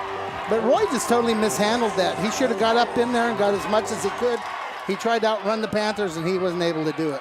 1st and 10, ball at the 9-yard line. So a long field this time, and the ball's going to be pitched back to Vargas, and Vargas, he is going to be stopped for about a 1-yard gain. He's lucky he wasn't thrown for a 2-yard loss. Yeah, big number 44 was back there like he was in the huddle. Seth Sanchez, like he knew what the call was. He got back there quickly on JC, and it's going to end up being, I believe, 2nd and I'm going to say 9 maybe? At best. They're going to even say 2nd and 10. It could have been either way. But well, we're starting to get some condensation on our window, so we're not totally able to see. Well, no, we're going to call it no gain, 2nd down and 10 at the 9-yard line. And again, quarterback goes under center, hands it off to Pedraza, and he is going to get nothing. So it's going to be like 3rd and 10. He went to the center of the line, got nothing. Right, number 44 again, Seth Sanchez, and number 13, Marco Noriega. There they are, boom. One under and one over, and Roy ends up again. It's going to be... They'll give him a yard. They're going to give him a yard. Yeah, they're in about 9. Yeah, 3rd and 9, so officially a gain of 1 on the play. And that's a great defense on the 4:08 remaining. We're here in the third quarter, and this would be a big stop coming up. An understatement, a big stop should Weslaco be able to stop East on 3rd down. We have a couple of wideouts stacked on the right, 2 also on the left. And this time Lefevre looks downfield, tries to get it to his receiver, and the ball is out of the reach of Vargas down around the 35-40 yard line. You know, he had plenty of time back there to throw the ball. You see him back there, Roy's protecting. He takes out a blocker, and this ball just out of the reach a little bit, and it's going to be a 4th down. I'm guessing the Wildcats are going to punt it. And of course, Vargas had a very good defender back there defending him, Roy Trevino. That's right. Top player. So it'll be a punt coming up. And Lefevre would punt from just outside his end zone. We have a substitution violation. 12 players in the formation on the offense. Half the distance to the goal. Still 4th down. So that would put the ball back around, what, about the 5-yard line, 4-yard line? Yeah, that's uncharacteristic of the Wildcats to happen, but you know what? You're dealing with a bunch of kids that are 15, 16, 17 years old, and sometimes emotion gets a piece of them, and you got Big Richard standing back in his end zone. Yeah, Lefevre not quite back to his end line, but very deep into his own end zone. At least 6 or 7 yards back, and near the end of the end zone, he will get the ball off, and it's going to roll. It's going to take a nice roll for the visitors, the Wildcats. Gets back to around the 41-yard line. So back in their own territory, that is where the Wildcats are going to start 1st and 10. And right now, what would you do, Baldy? What would be your philosophy? Would you start throwing more, or would you try to keep your game plan? If I was a Panther, yeah, keep the game plan. I think they're doing a good job on capitalizing on big plays, offensively and defensively. You see the drive. They're there. They got the tools. They just need to deliver. Coach? Well, right there, that punt was huge, changing field position. Looks like Cavazos is still in at quarterback, so I'm guessing they're going to do some quarterback run and throw it when they need to. 3:34, 1st and 10, 42-yard line. Back in their own territory is the home team, and this time it is going to be the Santiago, and he is going to get up near the 50-yard line. We'll give him a game of about 6 on the play. Well, you got a little double team in there on Jacob Bonda. Linebacker's got to fill that hole. I see number 26. That's Carlos Espinosa up in there. It's going to be almost midfield. That's right. Gain of 8 on the play. So it's going to be a 2nd and 2 at midfield. And this time, quarterback is going to keep it. Cavazos is going to be a little short of the 1st down. Well, it depends on where they spot that. And for a second there, I thought they were going to give it to him. Looks like it's going to be a little short here, but no. Looks like the guy on the chain says that's a 1st down. Great stop right there by Gerald Garza, number 43, and Fernando Garza, number 90, for the Wildcats. That's right. And even, let's see, who else came up there? Freddie Cardenas, too. Mm-hmm. So several guys on defense all working together. Oh, yeah, definitely. Swarm defense. Yeah, swarm defense. 1st and 10 at the 48. This time it was a screen pass, but the receiver was overthrown. It was Jaden Cavazos to the right of Jacob Cavazos. Yeah, they're trying to develop a rhythm right now, and the only rhythm they have seems to be in the running game. Other than the big catch by Richard Olzak earlier, they haven't done a whole lot in their passing game. So we have 2nd and 10, ball still at the 48-yard line. 2:47 remaining here in the 3rd quarter. It is the Weslaco East Wildcats over the Weslaco Panthers, 28-7. Empty backfield. 3 wide receivers on the right, 1 on the left.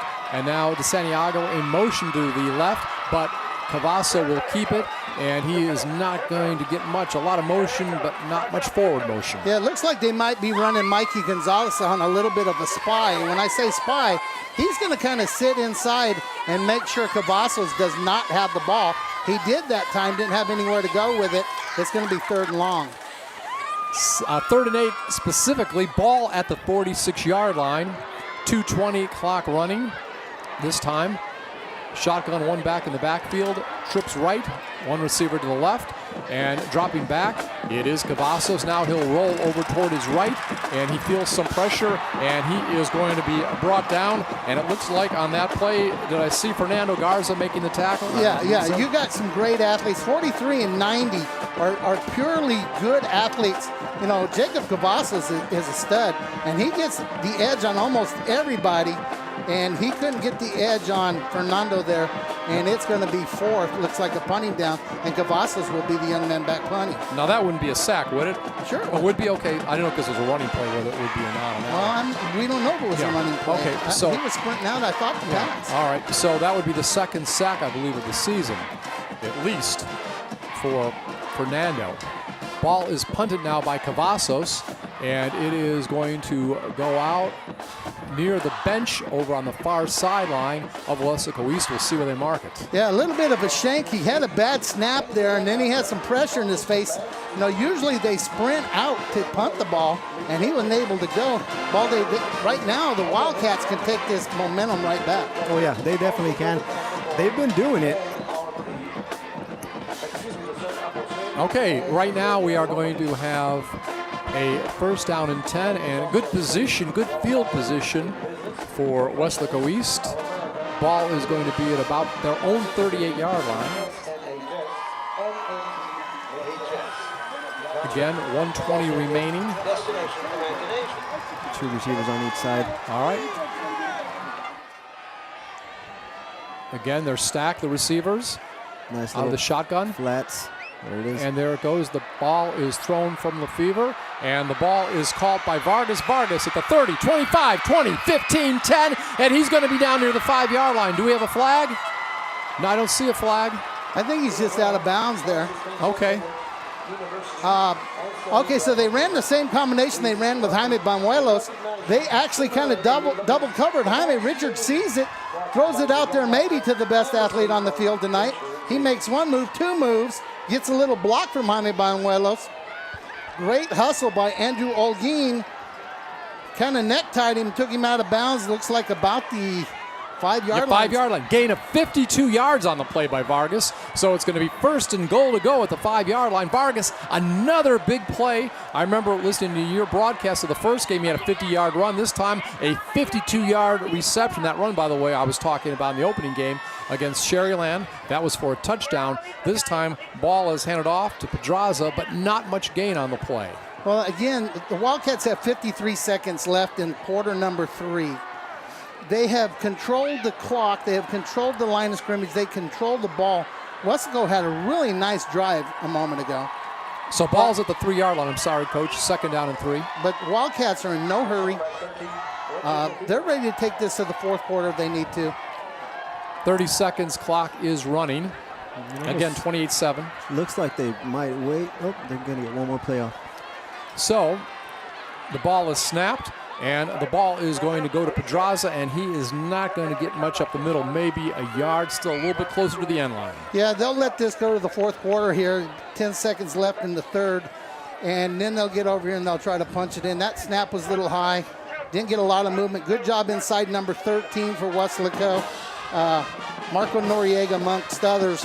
You know, they're doing a good job on the interior of the defensive line right now. They've kind of taken Roy away. And that is the end of the third quarter of play at Bobby Lackey Stadium here in Weslaco, Texas. Right now, it is the Weslaco East Wildcats leading the Weslaco Panthers 28-7. You're listening to the audio on Facebook. You'll be able to see this game on K-West, and this is a K-West production.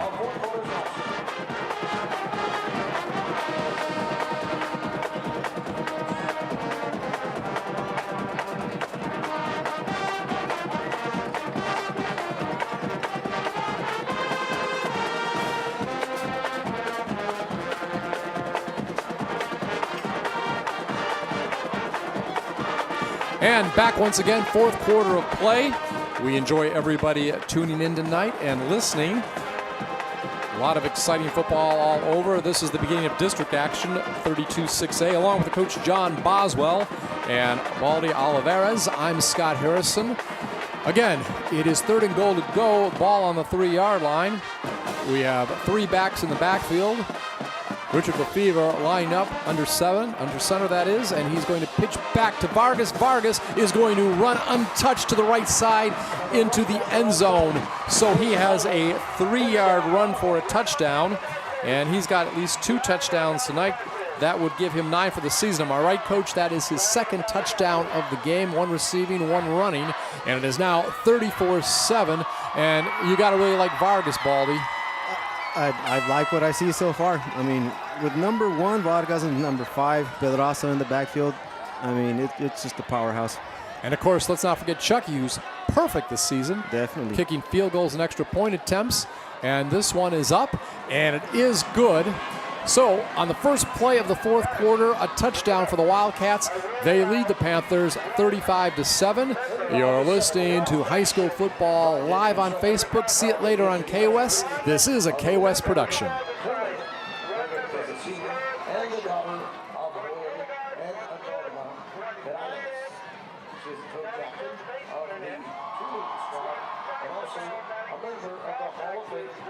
the Vice President of the National Honor Society. The class is in St. Edward's University, about to study political science. By then, construction, a leader in the commercial construction industry, is the proud sponsor of the cheerleader of the week.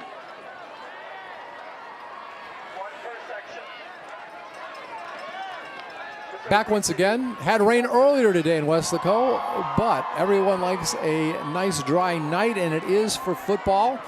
We're appreciating everybody who is listening or maybe viewing later on KWES. 35-7, the Wildcats over the Panthers. And I'll tell you what, neither team is giving up, that's for sure. Everybody is just flying and hitting, and this is what high school is all about, Coach. This is how you probably coach, right? Well, and it's been a nice, clean game. You know, it's good to see the fans and the players staying with Coach Salinas. Yeah. You know, it's new. It's new. This whole system is new. Yeah. We knew this year was going to have some growing pains. You're playing a team that went 3 deep in the playoffs and is arguably one of the best teams in the Valley, and you're going to move forward game to game to game. And right now, let's see what the Panthers can do down 35-7. Chucky kicking off from our right to left, and a ball is going to go back, and it is going to be picked up at the 5-yard line. Going to be moved forward to the 25, 30, 35, about the 42-yard line. A very nice return that time by Devin Denna. And one thing, Coach, you were talking about the sportsmanship. They all had a breakfast of champions this morning. Both teams got together and had breakfast. Well, the captains did. Oh, the captains did? Okay. Yeah, and the cheerleaders and some band members. But, you know, right there, that was a big kickoff return by Devin Denna. He was eventually ran out of bounds by Matt Vela, number 14. But they're midfield. After the play, personal foul, late hit out of bounds on the kicking team, number 14. That's a 15-yard penalty. First down, Weslaco. And Baldy, did you play special teams a lot when you were at San Benito? I did not actually. I went in a few times. For the most part, I was mainly on defense. Did you try to avoid it? I did try to avoid it. You know, we did have a thing where when we weren't starting and we did get on special teams, we would break the walls, what we would call it. All right, break the walls. We'll talk more about that maybe a little bit here. So it's going to be a 1st and 10 for the Panthers. Ball at the 42-yard line after the penalty. Ball in Weslaco East territory. And Cavazos still a quarterback, and he is going to hand it up ahead to DeSantiago, and not much gain on that play. Peyton Kanab, he had a little bit of an injury earlier, and we haven't seen him back in the second half. Well, I hate to even guess how bad he is hurt, but, you know, you got a young man that's going to have a long career. He's a talented young man. Plus, you've got a long season. You know, you play him the rest of this game, you know, and then he can't play any more games. There's a question you have to ask as a coach. DeSantiago, 2nd down and 6 after the 4-yard gain. And this time the ball is moved up. And a nice gain that time by Cavazos. And he keeps the ball, and we'll see if he got a first down. I don't think he did, but he read up in there. Looks like Fernando Garza and I'm not sure who else was in on that tackle, but it's going to be 3rd and about 4. 3rd and 4 at the 36-yard line. Big 3rd down here. 10:47 remaining here in regulation. Shotgun formation. Dropping back as Cavazos tries to get the ball ahead. And a nice hit that time by the defensive back. At the same time, the ball came to the receiver. Good timing. Jaden Cavazos, the intended receiver. Yeah, and that was good coverage. He had time to throw the ball. We're in one of those 4th downs again, where there's no gain for Weslaco to punt from here. You're out of field goal range. You want something positive to happen, and they're going to run an offensive play here. Now, the defensive front for the Wildcats got to watch the ball, Baldy, because, you know, they might try that hut thing and see if they can't get the Wildcats offside. You know, definitely right, and that's a big deal in situations like this. 4th down and 4, ball at the 36-yard line. Snap goes back to Jacob Cavazos, and he is going to be sacked back around the 45-yard line. I think number 26, Carlos Espinoza, one of the linebackers, got back there and got the sack. The Wildcats are going to take over on downs at about the 45-yard line. Let's see. Yes, that is number 26 back there doing a nice job. Junior from a very athletic family. One of his sisters was a state champion powerlifter.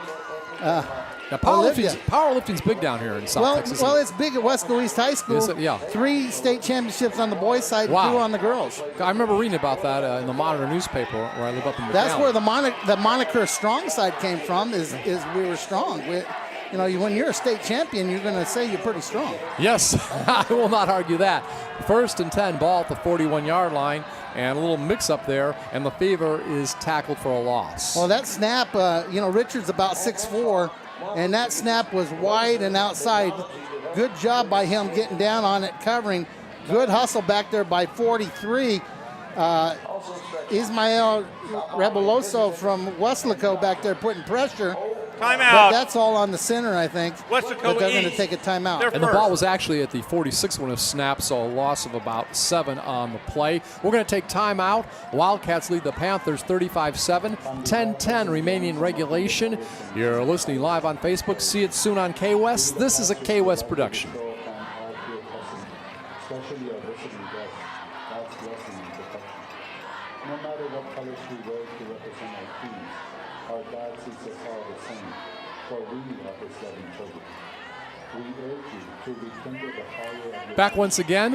As far as timeouts, 3 left for the Panthers, 2 for the Wildcats. It's going to be 2nd down and 16.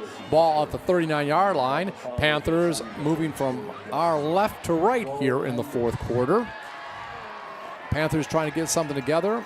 They did score their touchdown here in the 2nd half, so maybe they have starting to build at least some momentum, make the game closer. Well, Scott, you and Baldy will have a big game next week here, Bobby Lackey. You got the San Benito Greyhounds.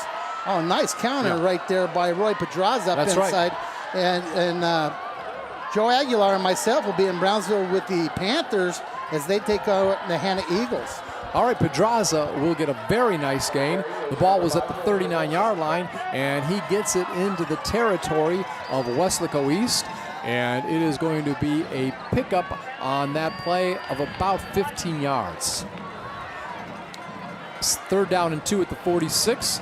And this time Lefevre is going to keep it, and he shows he's got a little speed too, and he just bulls over everybody. He's a big guy, and he's going to get down near the 25-yard line. He's going to pick up about 21 yards. I know you remember the straight arm. Watch the straight arm by Richard Lefevre right there. Goodbye with you. Yep, you can't tackle me. You can't either.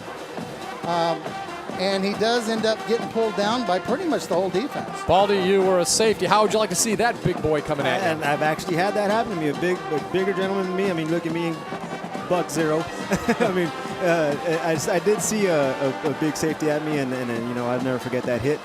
And you lived to tell. I did live to tell about it. All right, Lefevre passing this time on 1st down, and he is going to get the ball up ahead, and it is going to get down to about the 10-yard line. We'll see where they mark it. Ball was back at the 26. I think that's incomplete. Oh, it's incomplete? Okay. Yes, it is. All right. A little low. Jaime Banuelos could not handle. He couldn't handle. He made good that. effort, though. Well, he ended up rolling over, and it was right in his lap. So I see why you thought he caught it. Yeah, it would have been a gain of about 16. I'm sorry. 2nd down. 2nd down and 10, ball at the 26. And this time, it's going to be Pedraza, and he is going to pick up about 5 yards just going straight ahead. Yeah, and right now the Wildcats are they're trying to give ammunition to their film for San Benito, Harlingen South. For the teams down the road say, okay, they run that play. When this guy's in, they throw that play. They're just giving ammunition to other teams to have to prepare. Oh, yeah, definitely. They're coming out with a bunch of different weapons, and it's looking good for them. 3rd down and 5, ball at the 21-yard line. In Panther territory, Lefevre in the shotgun. Lined up to his right is Pedraza. Lefevre will keep it, though, and he is going to move down near the 15-yard line. Takes about 3 or 4 guys to tackle. Yeah, it's going to be real close to a 1st down. Little counter action. He gets behind his guard and tackle, fakes to Roy, gets behind his buddy, Big Steely Munoz. Actually, again, throws out that flipper and gets that push down, and it's going to be 1st down on about the 16th. Scott. Noriega about the first one to try to tackle him, but he needed a little more help. It is going to be, as you mentioned, down at the 16-yard line. So 1st down and 10. Clock running, under 8 minutes remaining here in the 4th quarter. And I guess you just keep running the ball, right, Coach? Well, you don't want to rub the ball in. Rub the score in, but you don't want to quit playing either. Lefevre, though, will pass, like Coach said. You do want to keep playing, and he's going to throw it into the end zone, and he tries to find his buddy out there, Hector Saenz, but the pass is incomplete, and there was some coverage on that play in the corner, and I believe it was Matthew Rosales guarding. Yeah, you know, 26 was out there on the coverage. That's Matthew Carrizales. But, you know, Bones has been covered up man-to-man all night, and he was just trying to get him the ball there. So it is going to be 2nd down and 10. Ball at the 16-yard line. And I guess that shows you, Baldy, the defensive backs, even in this situation, have to stay awake, right? Oh, yeah, definitely. You never know what's going to be coming in the air. And it is going to be Pedraza going ahead, and he is a little slow getting up. We'll have to see what's going on. He had a short game, but he's not getting up real quick. Well, yeah, he went down ugly. He kind of went down in 2 pieces.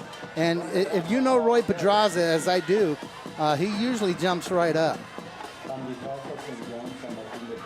And right now, looking at leg. So we're going to take a break right now.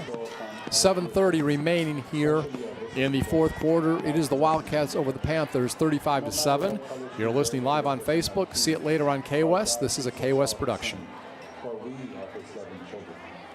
We urge you to rekindle the fire of your faith, and we want to express to all the people of Weslaco our sincere gratitude for all your prayers and support. And God the Father, the Son, and the Holy Spirit bless you. Go Panthers!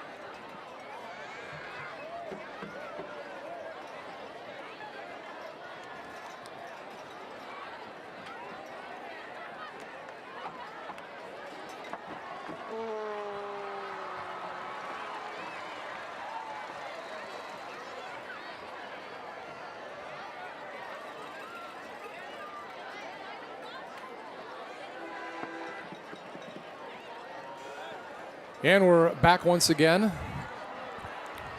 Roy Pedraza just helped off the field, Coach.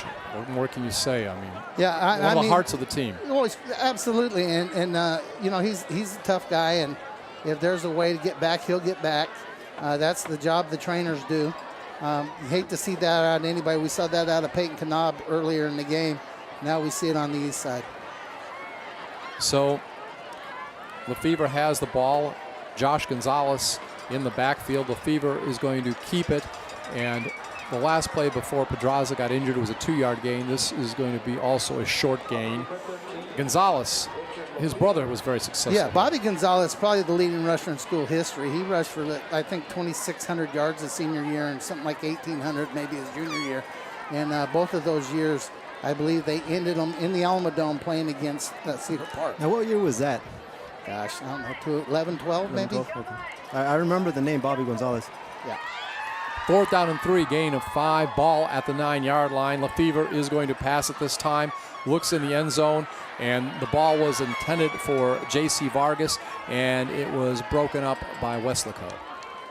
And they'll turn it over on downs, is it? Believe so. I do too. Yeah, it's a good turn. That was a 4th down play.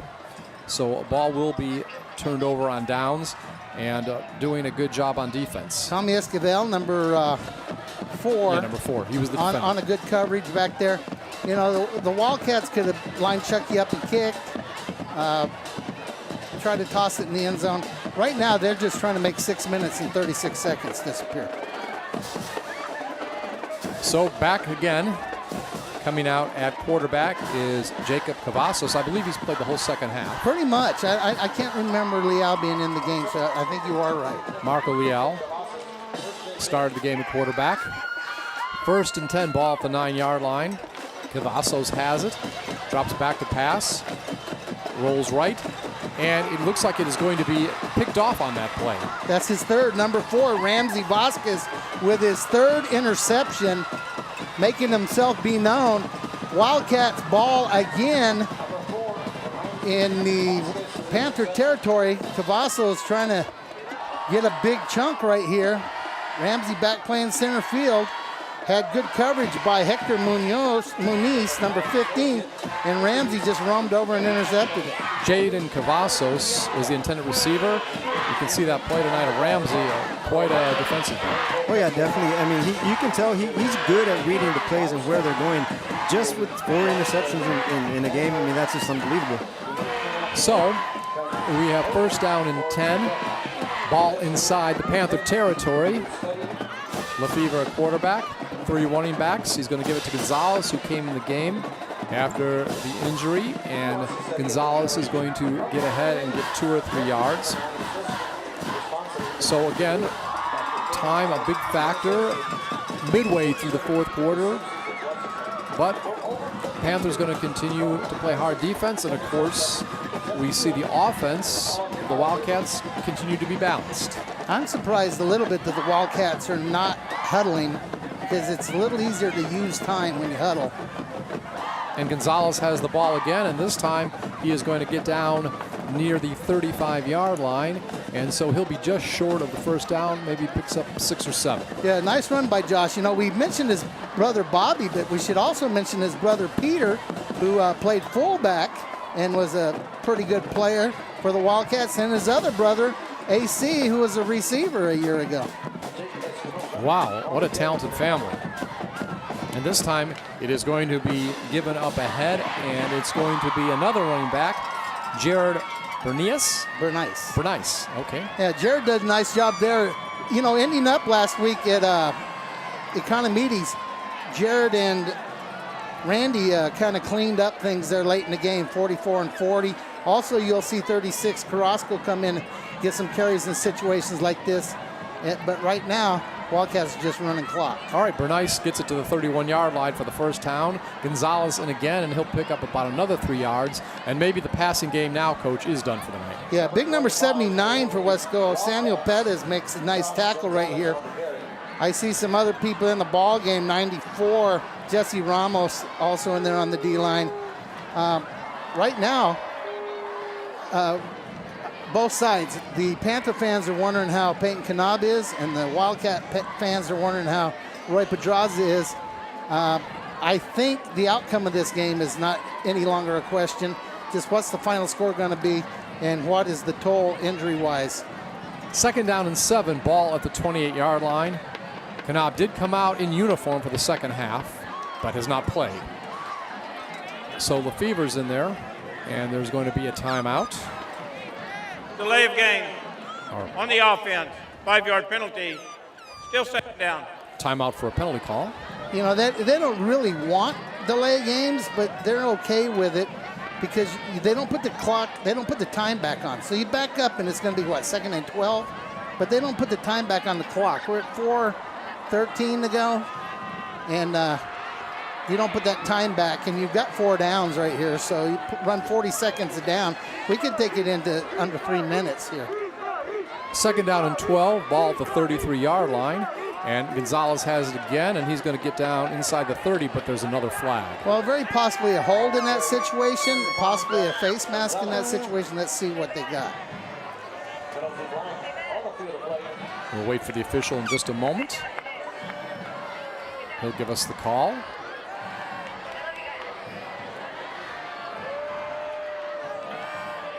We have an illegal crackback block, number 40 on the offense. That's a 15-yard penalty. We'll replay second down. Well, they definitely didn't want that to happen because now you're in a down and distance where, but again, they don't put the time back, so it's still second down. So again, you run 40 seconds of play, but that's something you didn't want to happen.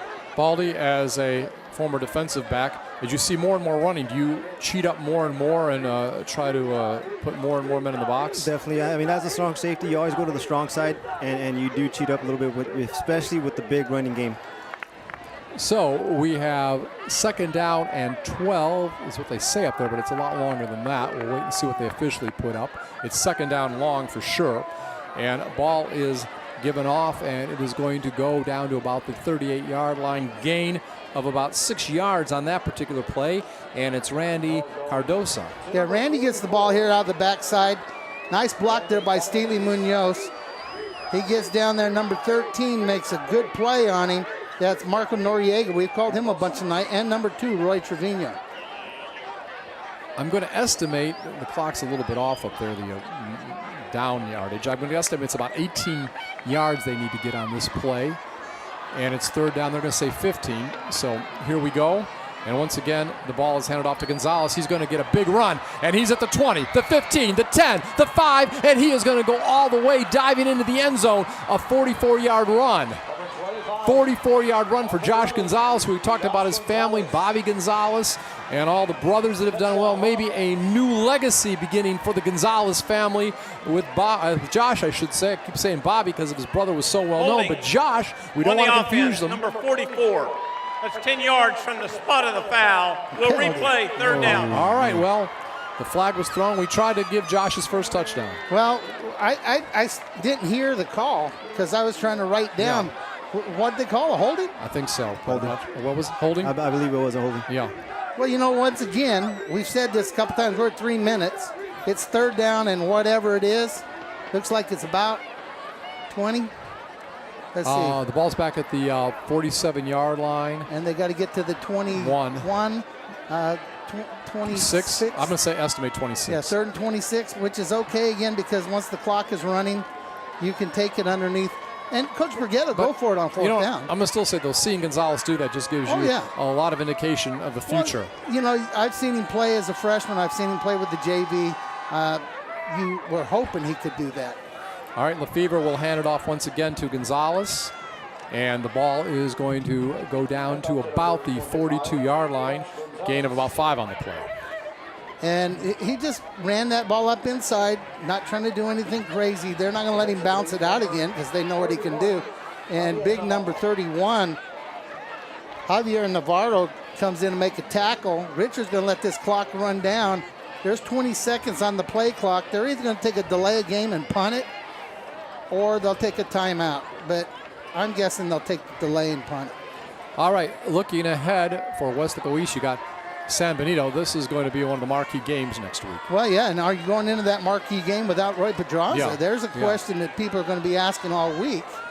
And timeout is called. Weslaco East, they're second. And now let's talk about Weslaco for just a moment. They'll be coming off this loss, but they're going to be on the road, and I think, Coach, you're going to be doing this game. Yeah, Joe Aguilar and myself will be in Brownsville. I believe they're playing Hannah, and the halftime score we saw, Hannah was dominating Brownsville Rivera. Yeah, they definitely. Wasn't Rivera winless last year, at least in district?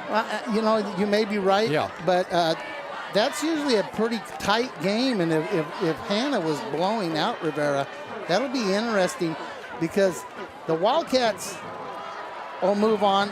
The Panthers will move on, but the Panthers are coming off a late loss to Mercedes. Then they're coming off a big rival loss, and now they've got to turn around in a week and be ready to head on the road and play a team that scored a bunch of points, at least in the first half. Baldy, what do you think about this rivalry tonight? You like it? I love it. You know, I've only been to a few of these games. You know, usually I was either coaching or I was working in production. Rivalry games are some of the biggest games, you know, in the city, especially if you have two teams from Weslaco. It's a big deal. You know, in San Benito, we've got Harlingen. They've also got Los Fresnos. You know, Harlingen's got Harlingen. Weslaco's also got Weslaco. I mean, it's a beautiful. Rivalry games, just like I said, the attitude, the aggression, everything is just amplified. And we do have 2:13 remaining. 1 timeout remaining for the Wildcats. All 3 remaining for the Panthers. So it is going to be 4th down. Long way to go. And Lefevre is going to give it to Gonzalez. Gonzalez is going to get down to about the 28-yard line.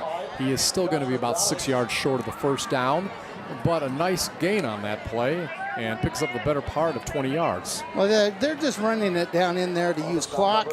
They're going to give Weslaco the ball with about 77 yards to go for a touchdown in about 2 minutes.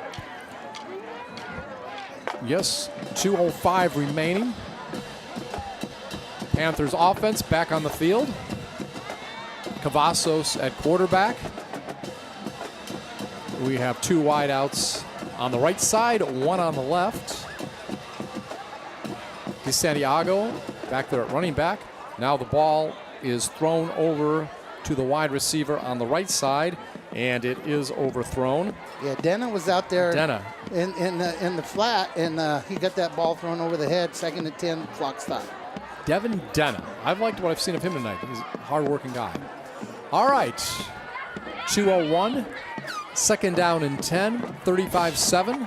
It is the Wildcats over the Panthers. Coming up after the game, Mike Gonzalez and Carlos Robledo in the Miriam Guerra post-game show. You'll get live video highlights and live action coming from Bobby Lackey Stadium right here on Facebook. So stay tuned for that. Following the conclusion of this ball game, I'm sure there'll be some players and some coaches interviewed. That's Mike Gonzalez and Carlos Robledo here on K-West's post-game show, coming to you by way of Miriam Guerra and Bobby Lackey Stadium. I'd like to take a quick moment to thank the athletic director, Big O, Oscar Riojas, both principals, Miss Yvette Morales and Dr. Raul Cantu, and everybody involved in making tonight special. And best wishes to those that were injured tonight. Hope everything turns out well. On the previous play, DeSantiago got 4 yards. Now on this play, it was 3rd and 6, and there is a fumble. We'll have to see if the ground caused it or he fumbled before he went down. Well, the official says the ground caused it. Mikey Gonzalez gets up there and gets a piece of him. He hits the ground. Fernando Garza hits him on top. Ball's out, but it's not a fumble. So maybe a gain of a couple on the play.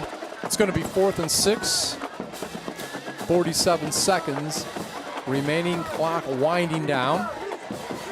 Maybe 1 or 2 plays left in this game. Well, they're going to punt it here. Are they going to punt? Yeah. Okay. Punt will come from around between the 25 and 30-yard line. Jacob Cavazos, the punter, and it's going to roll, and it will be down around the 27-yard line. So East just wanting to run out this clock and try to chalk up a victory. Panthers, they will fall to 1-2 on the season. Meanwhile, as far as East, they will be 3-1, but more importantly, Weslaco East will be 1-0 in district action, and the Panthers will be 0-1. Yeah, they'll be half the district in first place and half the district in last place today. San Benito play Los Fresnos, Brownsville, Hanna, and Rivera play Harlingen South, Wesco East. Early scores, Harlingen was ahead, San Benito was ahead, and Hanna was ahead. 20 seconds remaining, 1st down and 10. Victory formation, as coach calls it, and that will be the last play of the game. Clock will wind down. And of course, I want to talk about some of the highlights of the game. We see here passing wise. Well, that is the end of the game officially. 35-7, the Wildcats over the Panthers. And some nice pass plays tonight. We had several touchdown passes tonight for Weslaco East. Also, it was good to see Weslaco get on the scoreboard. They got on a scoring pass. So overall, this rivalry is now 3-3. Weslaco East has won 3 times and Weslaco has won 3 times. And isn't there something about the visiting team or a home team being better than the other? Well, the visitors have won a lot of the games in this matchup. And once again, I want to remind everybody to stay tuned for the Miriam Guerra post-game show with Carlos Robledo and Mike Gonzalez. Scott, any last thoughts? No, I have none. It was just fun to be here for the first time and look forward to seeing this rivalry for many more years. And also, We want to thank Baldy for being here tonight. Any last words for you? Once again, thank you guys for having me, and it was a fun first game for me, especially covering this rivalry game. I had a wonderful time, guys. All right, for the coach, John Boswell, and also Baldy Oliveras, I'm Scott Harris, and once again, final score, it was the Wildcats of Weslaco East over the Weslaco Panthers, 35-7, here at Bobby Lackey Stadium at Weslaco, Texas. Remember, you've been listening on Facebook Live, and you can see the game next week on K-West. This has been a K-West production. See you next time.